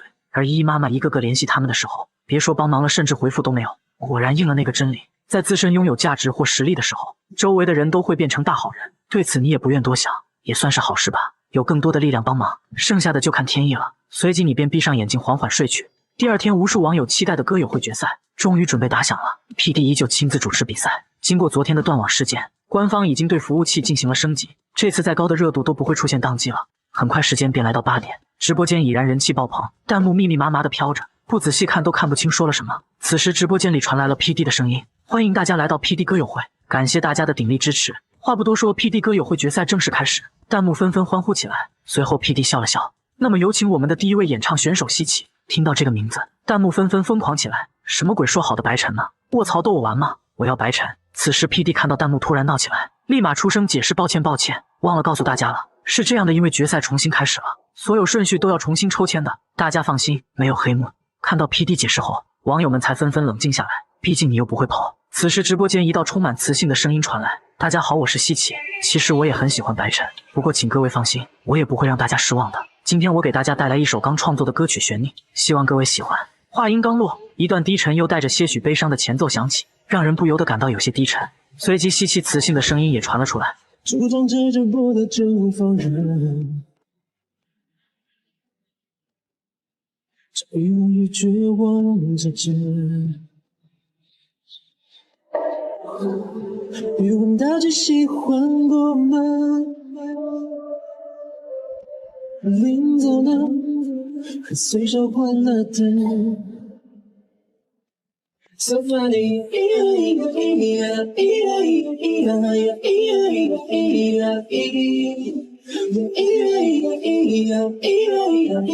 it's so funny, it's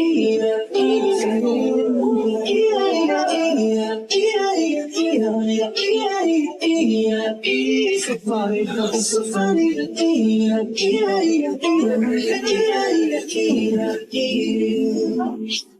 一小段主歌唱罢，众人也是瞬间变了一副面孔，简简单单的歌词仿佛带着一丝不甘，对爱情的不甘。弹幕也是随之飘了起来，我去，这也是个大佬啊，白神碰到对手了呀。不仅观众们被西奇震惊到了，就连在家等待演唱的你都微微闭着眼睛，静静的聆听着，选有没结果的意思，而溺则有沉迷不悟的含义，因此可以说是没有结果的沉迷。从歌词来看，是在表达爱情，表达一场没有结果却执迷不悟的恋情，所以才会受伤。歌曲很短，只有3分多钟，随着一曲唱罢，弹幕都是欢呼了起来。虽然没有很复杂的歌词，但是就是这样简单的一首歌，搭配着西奇的嗓音，却闯进了很多人的内心，让他们都不由得想起那个爱而不得的人。西奇看到自己的演唱效果好像非常不错，也是开心的笑道：谢谢大家的喜欢，我会继续努力的。随即便下麦认真看起了弹幕。此时 PD 也适时出来控场，西奇真是给我们带来了惊喜啊，很好听又很动人的一首歌，谢谢西奇。现在有请我们评委进行打分，3个评委也是纷纷给出好评，最后综合分高达98分。很快已经有8位选手演唱完毕，目前还是西奇以98的高分排在了第一，第2名则是96分的路飞，第3名则是95.5分，第3名以下则是出现了断层，第4名的分数才91分，以下的分数更低。歌友会只有前3名有奖金，所以这些人已经没有希望拿到奖金了，早早退出了直播间，观看起了别的选手演唱。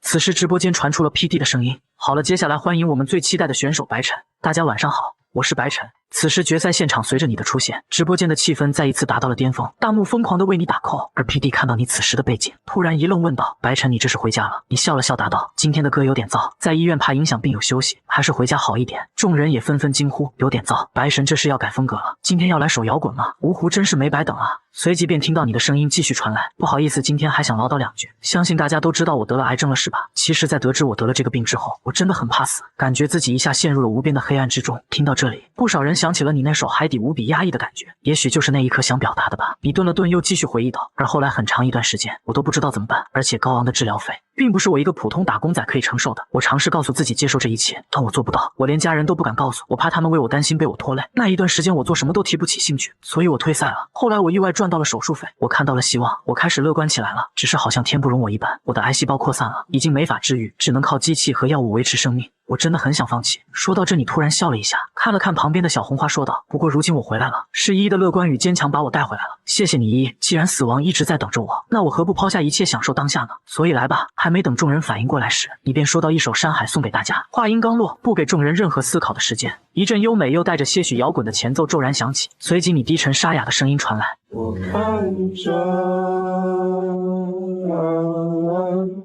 天真的我自己，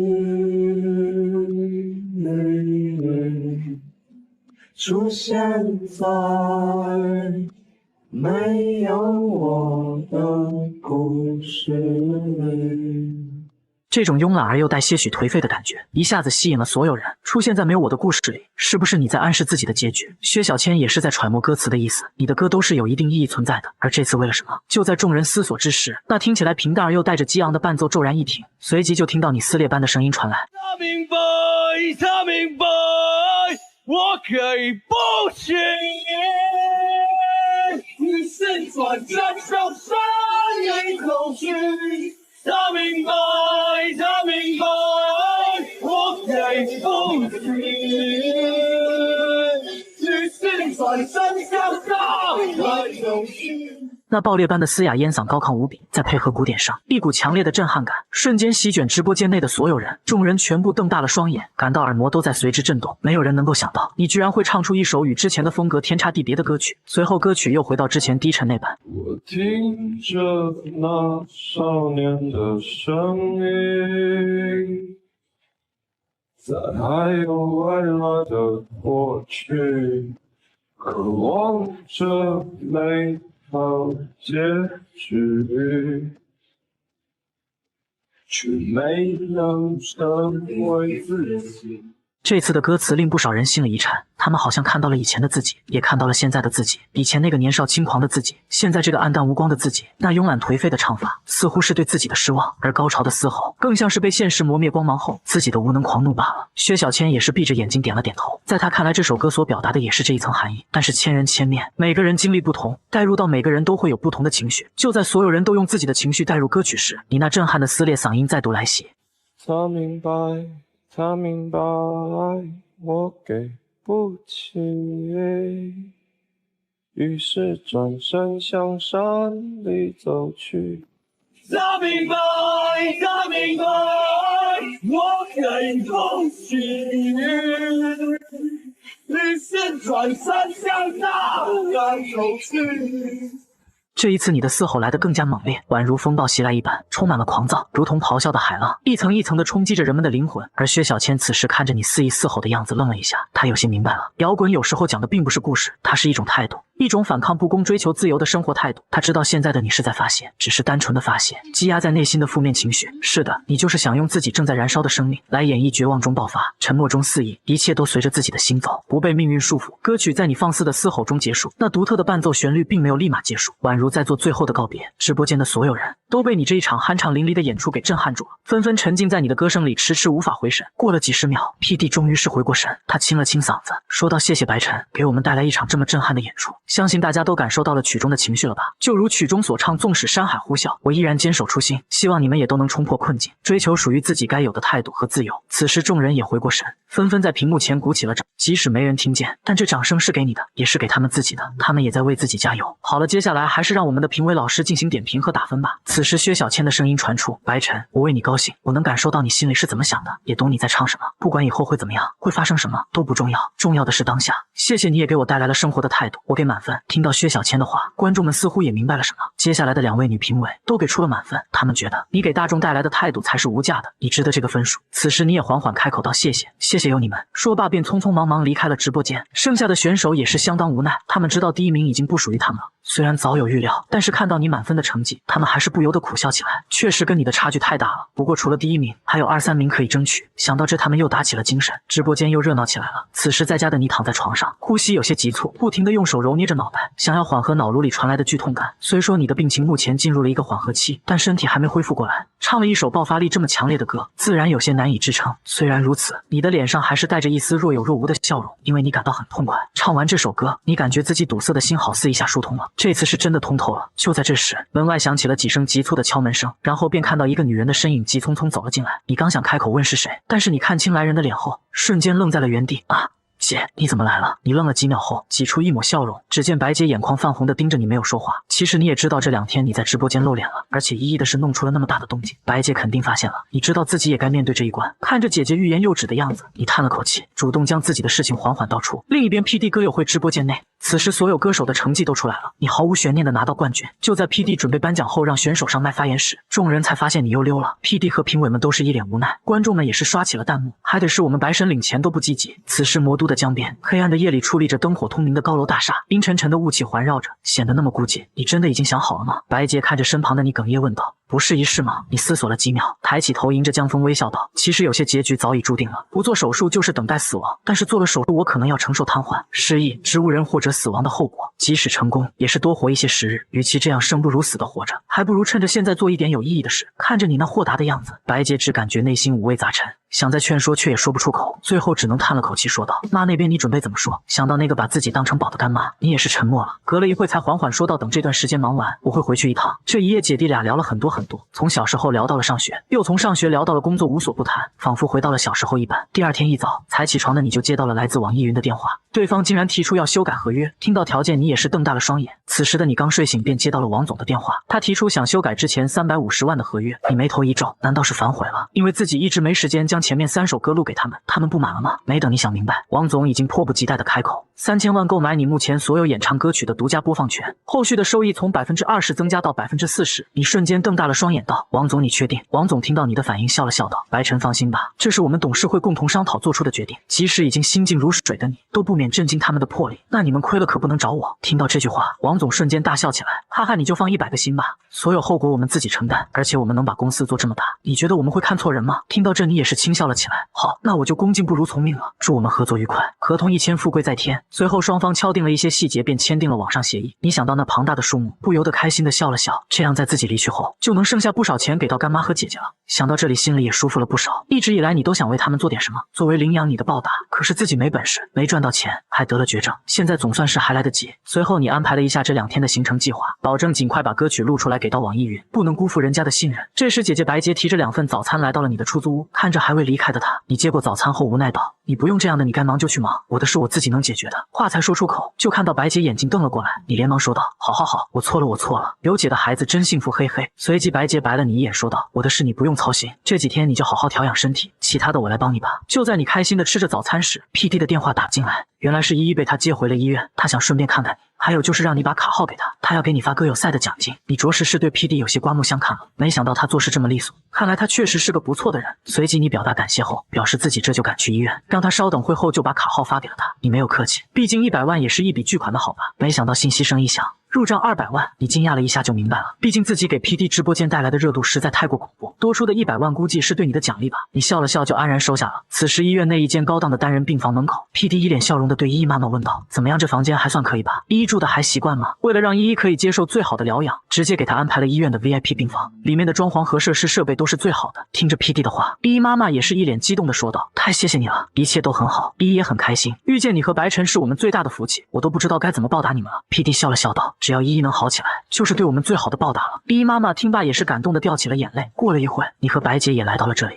看着病房前熟悉的两人，你笑着便迎了上去。PD 看到你身边的白洁，也是礼貌问道：“这位是？”你连忙给他们互相介绍了一番，随后便一起进到病房看望依依。床上的依依看到来人后，眼里瞬间绽放出笑意：“是白晨哥哥，白晨哥哥来看我了。”然后爬下床朝着你冲了过来。你见状也是蹲下身子，张开双臂迎着依依将其抱了起来。随后几人便开心的在病房里聊起了天，而后众人一致决定带着依依去游乐园玩玩。美妙的童话世界让依依享受到从未感受到的快乐，不仅是依依，就连你们也在这童话般的风景里感到一丝放松。你看着依依一脸天真的笑容，不由得兴致大起，走到在路边唱歌的摊子上，和歌手商量了一下，准备现场送一首歌给依依。歌手们听你小声清唱了几句后，也纷纷同意下来。或许让路人上来唱歌，会吸引更多人过来。你把伴奏给到乐队，然后你笑着看着眼前满眼期待的依依和其他几人，缓缓开口道：“今天我要再送一首歌给依依哦，祝你的心里永远有童话一般美好的世界。”几人知道你唱歌的魔力，纷纷期待地鼓起了掌。下一秒，一阵悠扬轻松的口哨声传来，听着轻快欢乐的节奏 ，PD 眉毛轻挑了一下，这又换了一个温情风格吗？世界上怎么会有这样的妖孽啊？什么场景就能唱出什么样的歌？就在他疑惑时，你温柔的歌声传来：“听说白雪公主在逃跑，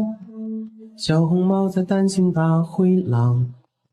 听说疯猫喜欢爱丽丝，丑小鸭会变成白天鹅。听说彼得潘总长不大，杰克他有竖琴和魔法。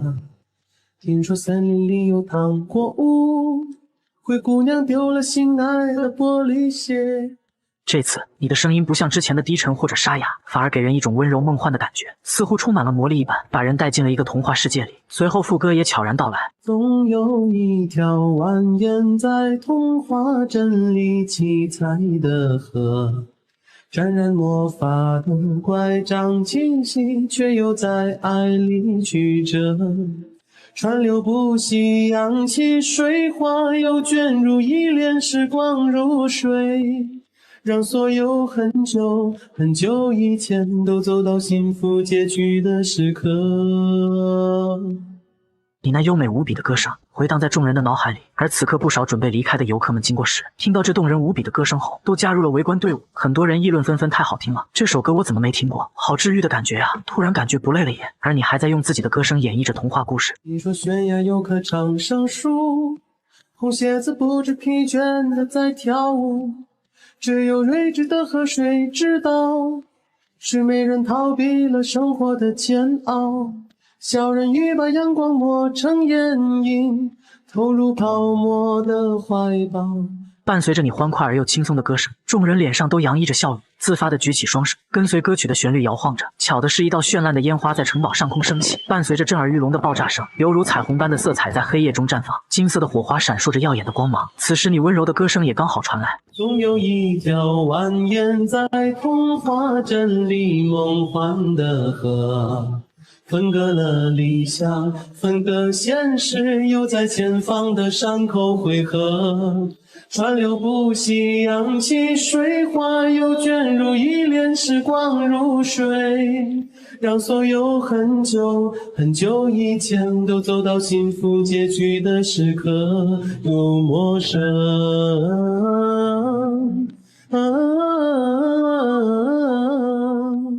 此景与你的歌声相交辉映，一切都显得那么美好。众人感到自己就身处在一个梦境般的童话世界里。你轻轻哼唱着，看着四周的人们都洋溢着幸福的笑容，微微摇晃着身体。不知为何，顿时感到自己心里有点别样的触动，还有一种治愈感。不久，一辆豪华汽车上，你们几人正开心地聊着天，依依更是开心的像只小鸟一般。随后，你笑着对依依问道：“依依还有想去的地方吗？明天我们一起去。”听到这话，只见依依眼神暗淡了下来，随即就笑着说道：“我想去看看大海，可是那里风太大了，我不能去，因为我不能感冒的。”听到这话，众人也是有一丝遗憾，可是没办法，一旦感冒，对于白血病的他来说是致命的。无奈你只能说道：“哥哥一定会带你看海的，等你好起来，我们马上就去看海。”依依听完开心的说道：“没事的，白晨哥哥，你们带我去游乐园，我已经很满足了，不用伤心的，依依一定会好起来的。”众人只觉得鼻子一酸，车内也是安静了下来。接下来你们把依依送回病房，便各自回到了自己的地方。第二天，你正准备跟 PD 去录制歌曲，半路上突然接到一个电话：“喂，依依妈妈有什么事吗？”下一秒，你的表情突然一惊：“什么？依依晕倒了？”此时的魔都医院内，你看着病床上奄奄一息的依依，脸色猛地一沉，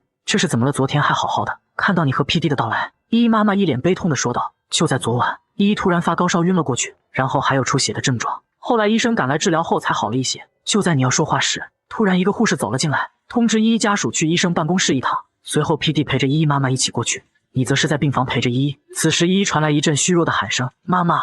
我好疼。听着依依那无意识的呼喊，你很是心疼，走到她的身边，握着她的手。依依似乎感觉到了什么，努力地睁开了双眼。是白晨哥哥吗？你看着醒过来的依依，眼里闪过一丝欣喜。你感觉怎么样？有哪里难受吗？依依随即摇摇头，依依没事。白晨哥哥，妈妈去哪了？依依没看到妈妈后，有些紧张地问道。你对她解释了一下，她才缓缓地说道：对不起，让你们担心了。你心疼地摸了摸她的头。过了好一会儿，依依突然说道：白晨哥哥，我是不是没机会和你们一起去看海了？你闻言心里一颤，随后连忙摇摇头，挤出一个笑容说道：怎么会呢？依依很快就会好起来的，好起来就能看到大海了。听着你安慰的话，依依突然笑了笑说道：白晨哥哥，你能不能再给我唱首歌？我怕以后没机会听白晨哥哥唱歌了。听罢你眼眶一红，想说点什么却不知怎么说，只能点了点头。思索几分钟后，你深吸了一口气，用轻柔无比的声音哼唱道：海浪无声将夜幕深深淹没，漫过天空尽头的角落，大雨在梦境的缝隙里流过，凝望你沉睡的轮廓。听着你这无比纯净空灵的歌声，依依的嘴角也微微上扬，闭上了双眼。在这一刻，她仿佛跟你来到了海边，感受着海浪拍打着自己的脚，感受到沙子的细腻柔软。看海天一色，听风起雨落，执子手，吹散苍茫梦烟波。大雨的翅膀已经太辽阔，我松开时间的绳索。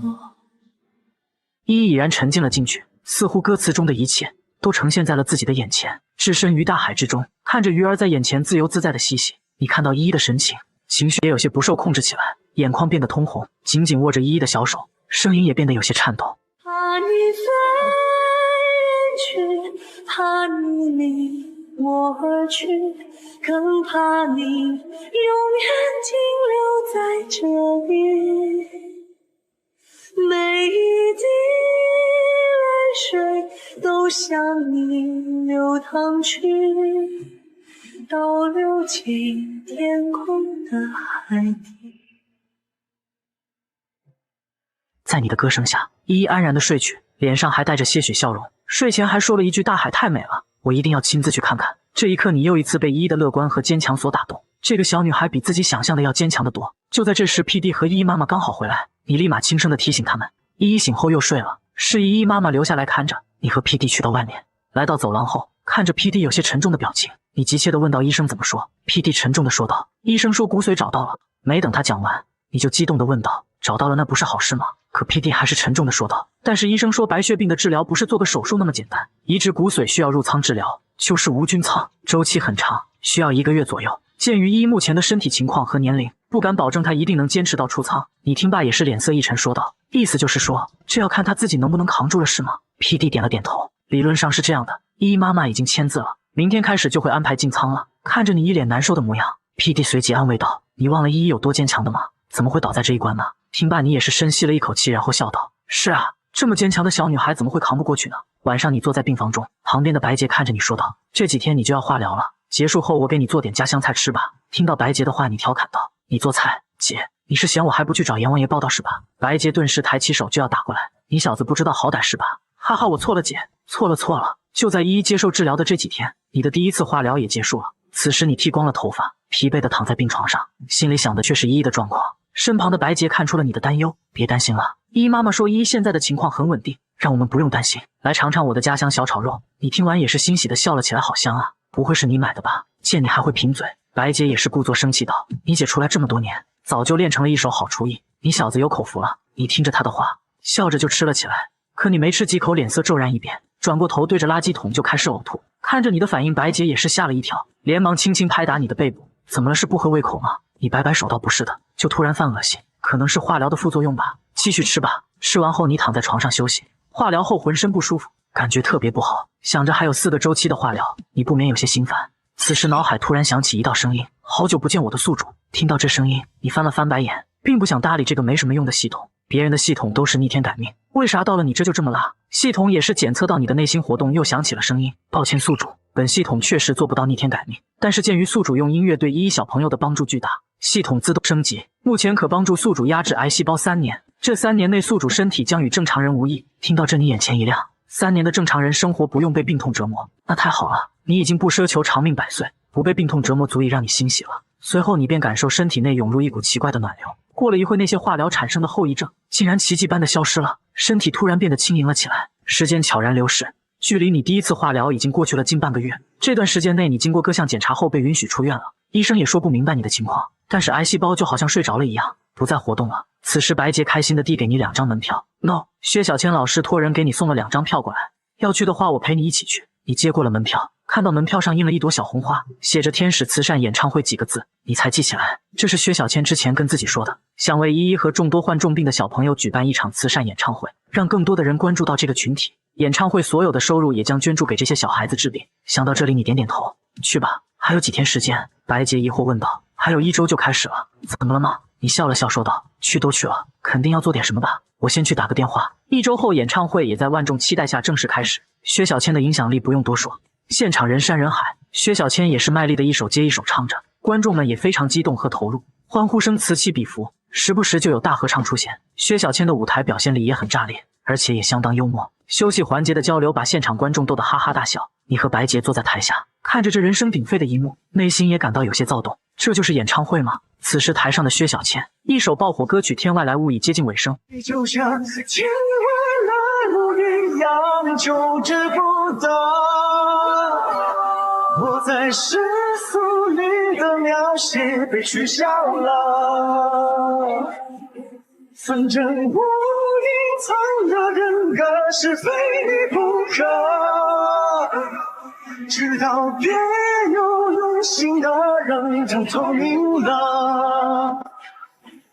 我在不近又不远处，明天换你靠近我。随后舞台的大屏幕突然亮起了依依的照片，还有一些依依的视频，众人纷纷被吸引住了。大家都知道今天是一场慈善演唱会，也知道依依是谁，但还是纷纷感到一丝心疼。此时只见薛小千深吸一口气后说道，接下来欢迎我们的特别嘉宾上场，欢迎白晨。听到这句话，现场观众纷纷惊呼了起来。此时的舞台上，薛小千刚讲完依依的故事，引得全场纷纷落泪，同时响起了雷鸣般的掌声。这就是举办慈善演唱会的目的，也是明星该做的事情，利用他们的影响力去传达希望。突然舞台灯光一暗，瞬间漆黑一片，伴随着观众的惊呼声，一道听起来有些陌生又熟悉的旋律缓缓传出。这旋律是海底，又有点不一样，说不出来，比之前的海底好像多了一丝活力。难道老薛把海底版权搞来自己改编了？旋律一出，引起了不少观众的兴趣，纷纷讨论起来。毕竟你的歌在这段时间实在是太火了。就在众人纷纷议论时，一道高昂清亮的歌声传出。散落的月光穿过了云，躲着人群，铺成大海的鳞。这2句一出，场内的观众眼前瞬间一亮。他们听出这2句歌词虽然与原版一模一样，但是情绪却完全不同。而这才是开始。下一秒，令人震撼的一幕出现了。伴随着歌声的传出，啪的一声，一道聚光灯射向了舞台中央。只见一道身影站在那里，显得那么孤寂。随即众人纷纷看向大屏幕，卧槽，是白神！白神来了！众人激动无比地站起身，高呼起你的名字。其实你心里还是相当紧张的，毕竟是你第1次在这么多人面前演唱。可听到众人的欢呼后，你心里仿佛被注入一道力量，驱散了你的紧张感。随即你拿起话筒继续唱。海浪打湿白雪，试图推你回去。海浪张摇篮去，望向温暖你。我爱的神注定，谁的爱名在指引？灵魂没入寂静，忽然将你吵醒。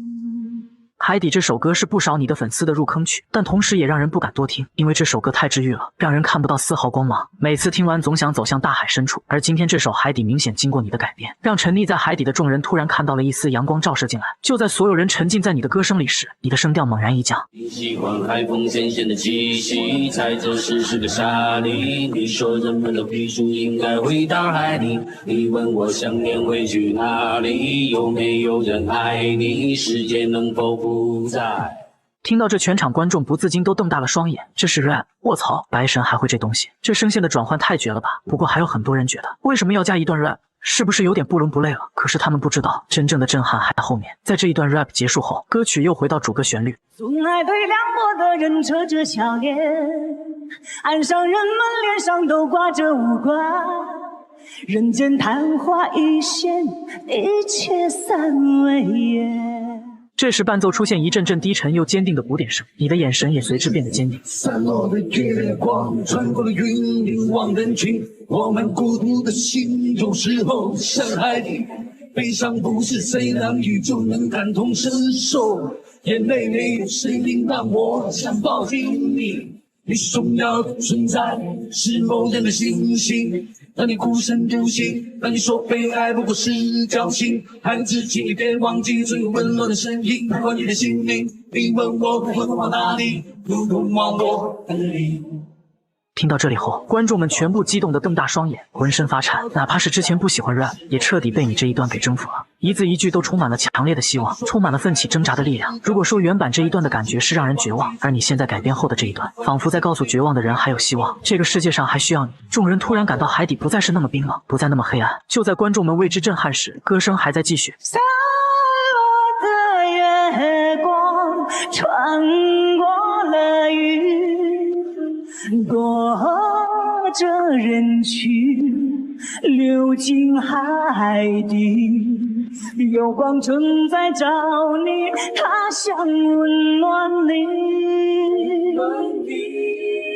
他说你听你听，有人唤你回去。伴随着你的歌声，大屏幕上那片笼罩着海洋的乌云缓缓散开，一缕缕阳光慢慢的从天空洒落，照射在海面之上，宛如一盏引路明灯，想要指引那陷入海底之人一条回家的路。刹那间，现场无数人直接泪奔了。你并不知道众人的反应，此时的你依然沉浸在歌里。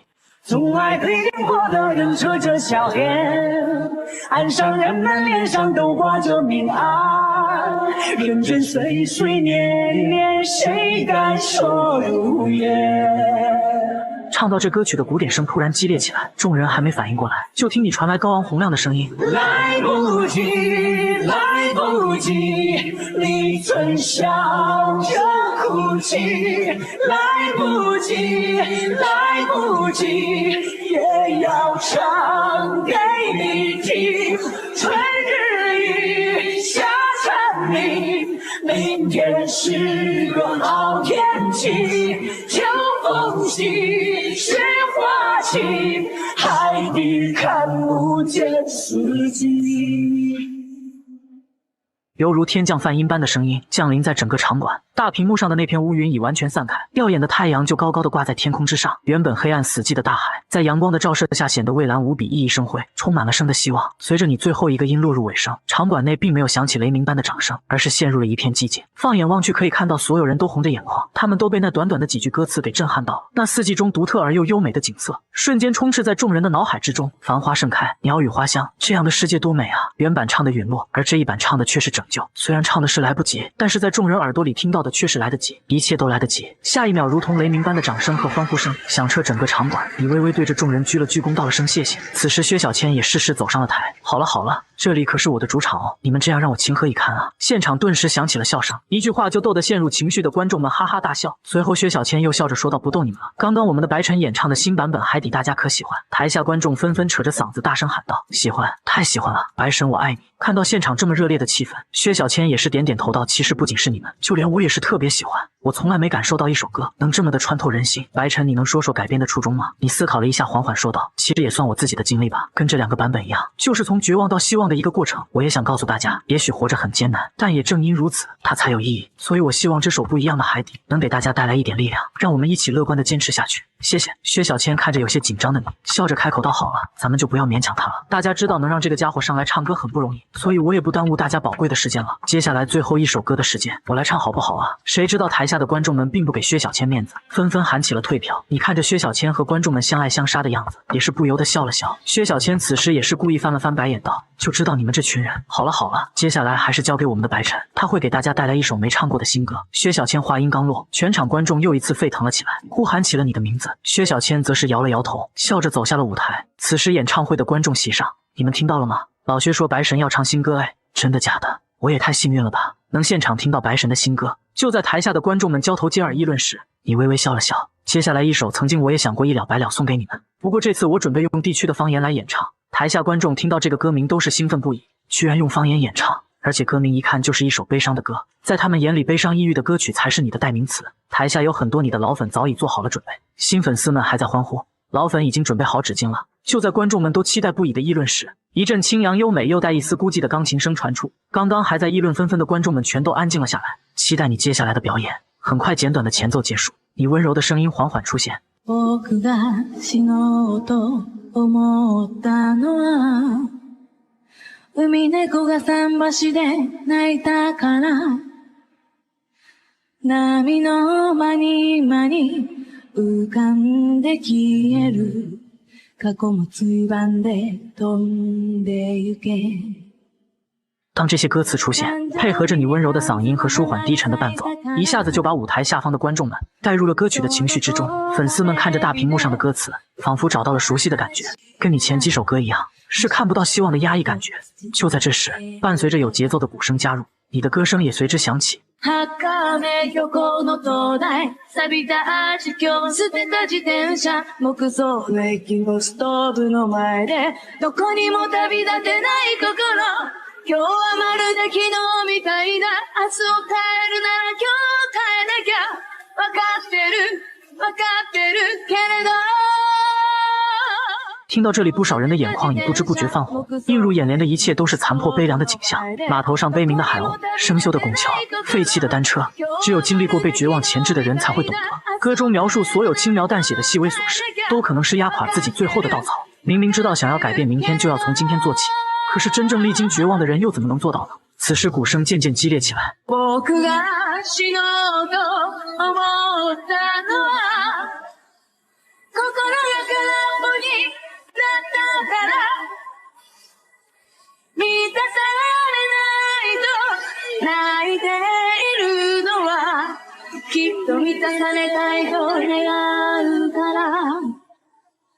第一段副歌结束，舞台下的观众们没有任何反应，都呆呆地沉浸在其中，眼泪落下也没有知觉。后台的薛小千此时也是呆呆地看着台上的你，这首歌也唱进了他的心里。他想到了曾经刚出道的自己，一首歌火爆全国，本以为将迎接自己的辉煌生涯，可没想到歌曲火了，大街小巷都在播放，但也就仅此而已。等待自己的不是辉煌生涯，而是近乎10几年的沉沦。没人知道，为了让自己和自己的歌被更多的人知道，10几年来他付出了什么。人们看到的只是他现在的辉煌，其实每个人总会有那么一段最难熬最黑暗的时光，否定自己，怀疑自己，对生活失去信心，对世界充满着愤怒。为何被社会毒打的总是自己？为何自己总是运气这么差？为何没有人能帮助自己？为什么情绪到一个极点的时候，甚至会产生结束生命逃避一切的念头？你知道不应该这样极端，可是你又如何能控制得了自己的想法？舞台上的你继续唱着。パソコンの薄明かり上階の部屋の生活音インターホンのチャイムの音耳を塞ぐ鳥かごの少年見えない敵と戦ってる六畳一間のドンキホーテゴールはどうせ見にくいものさ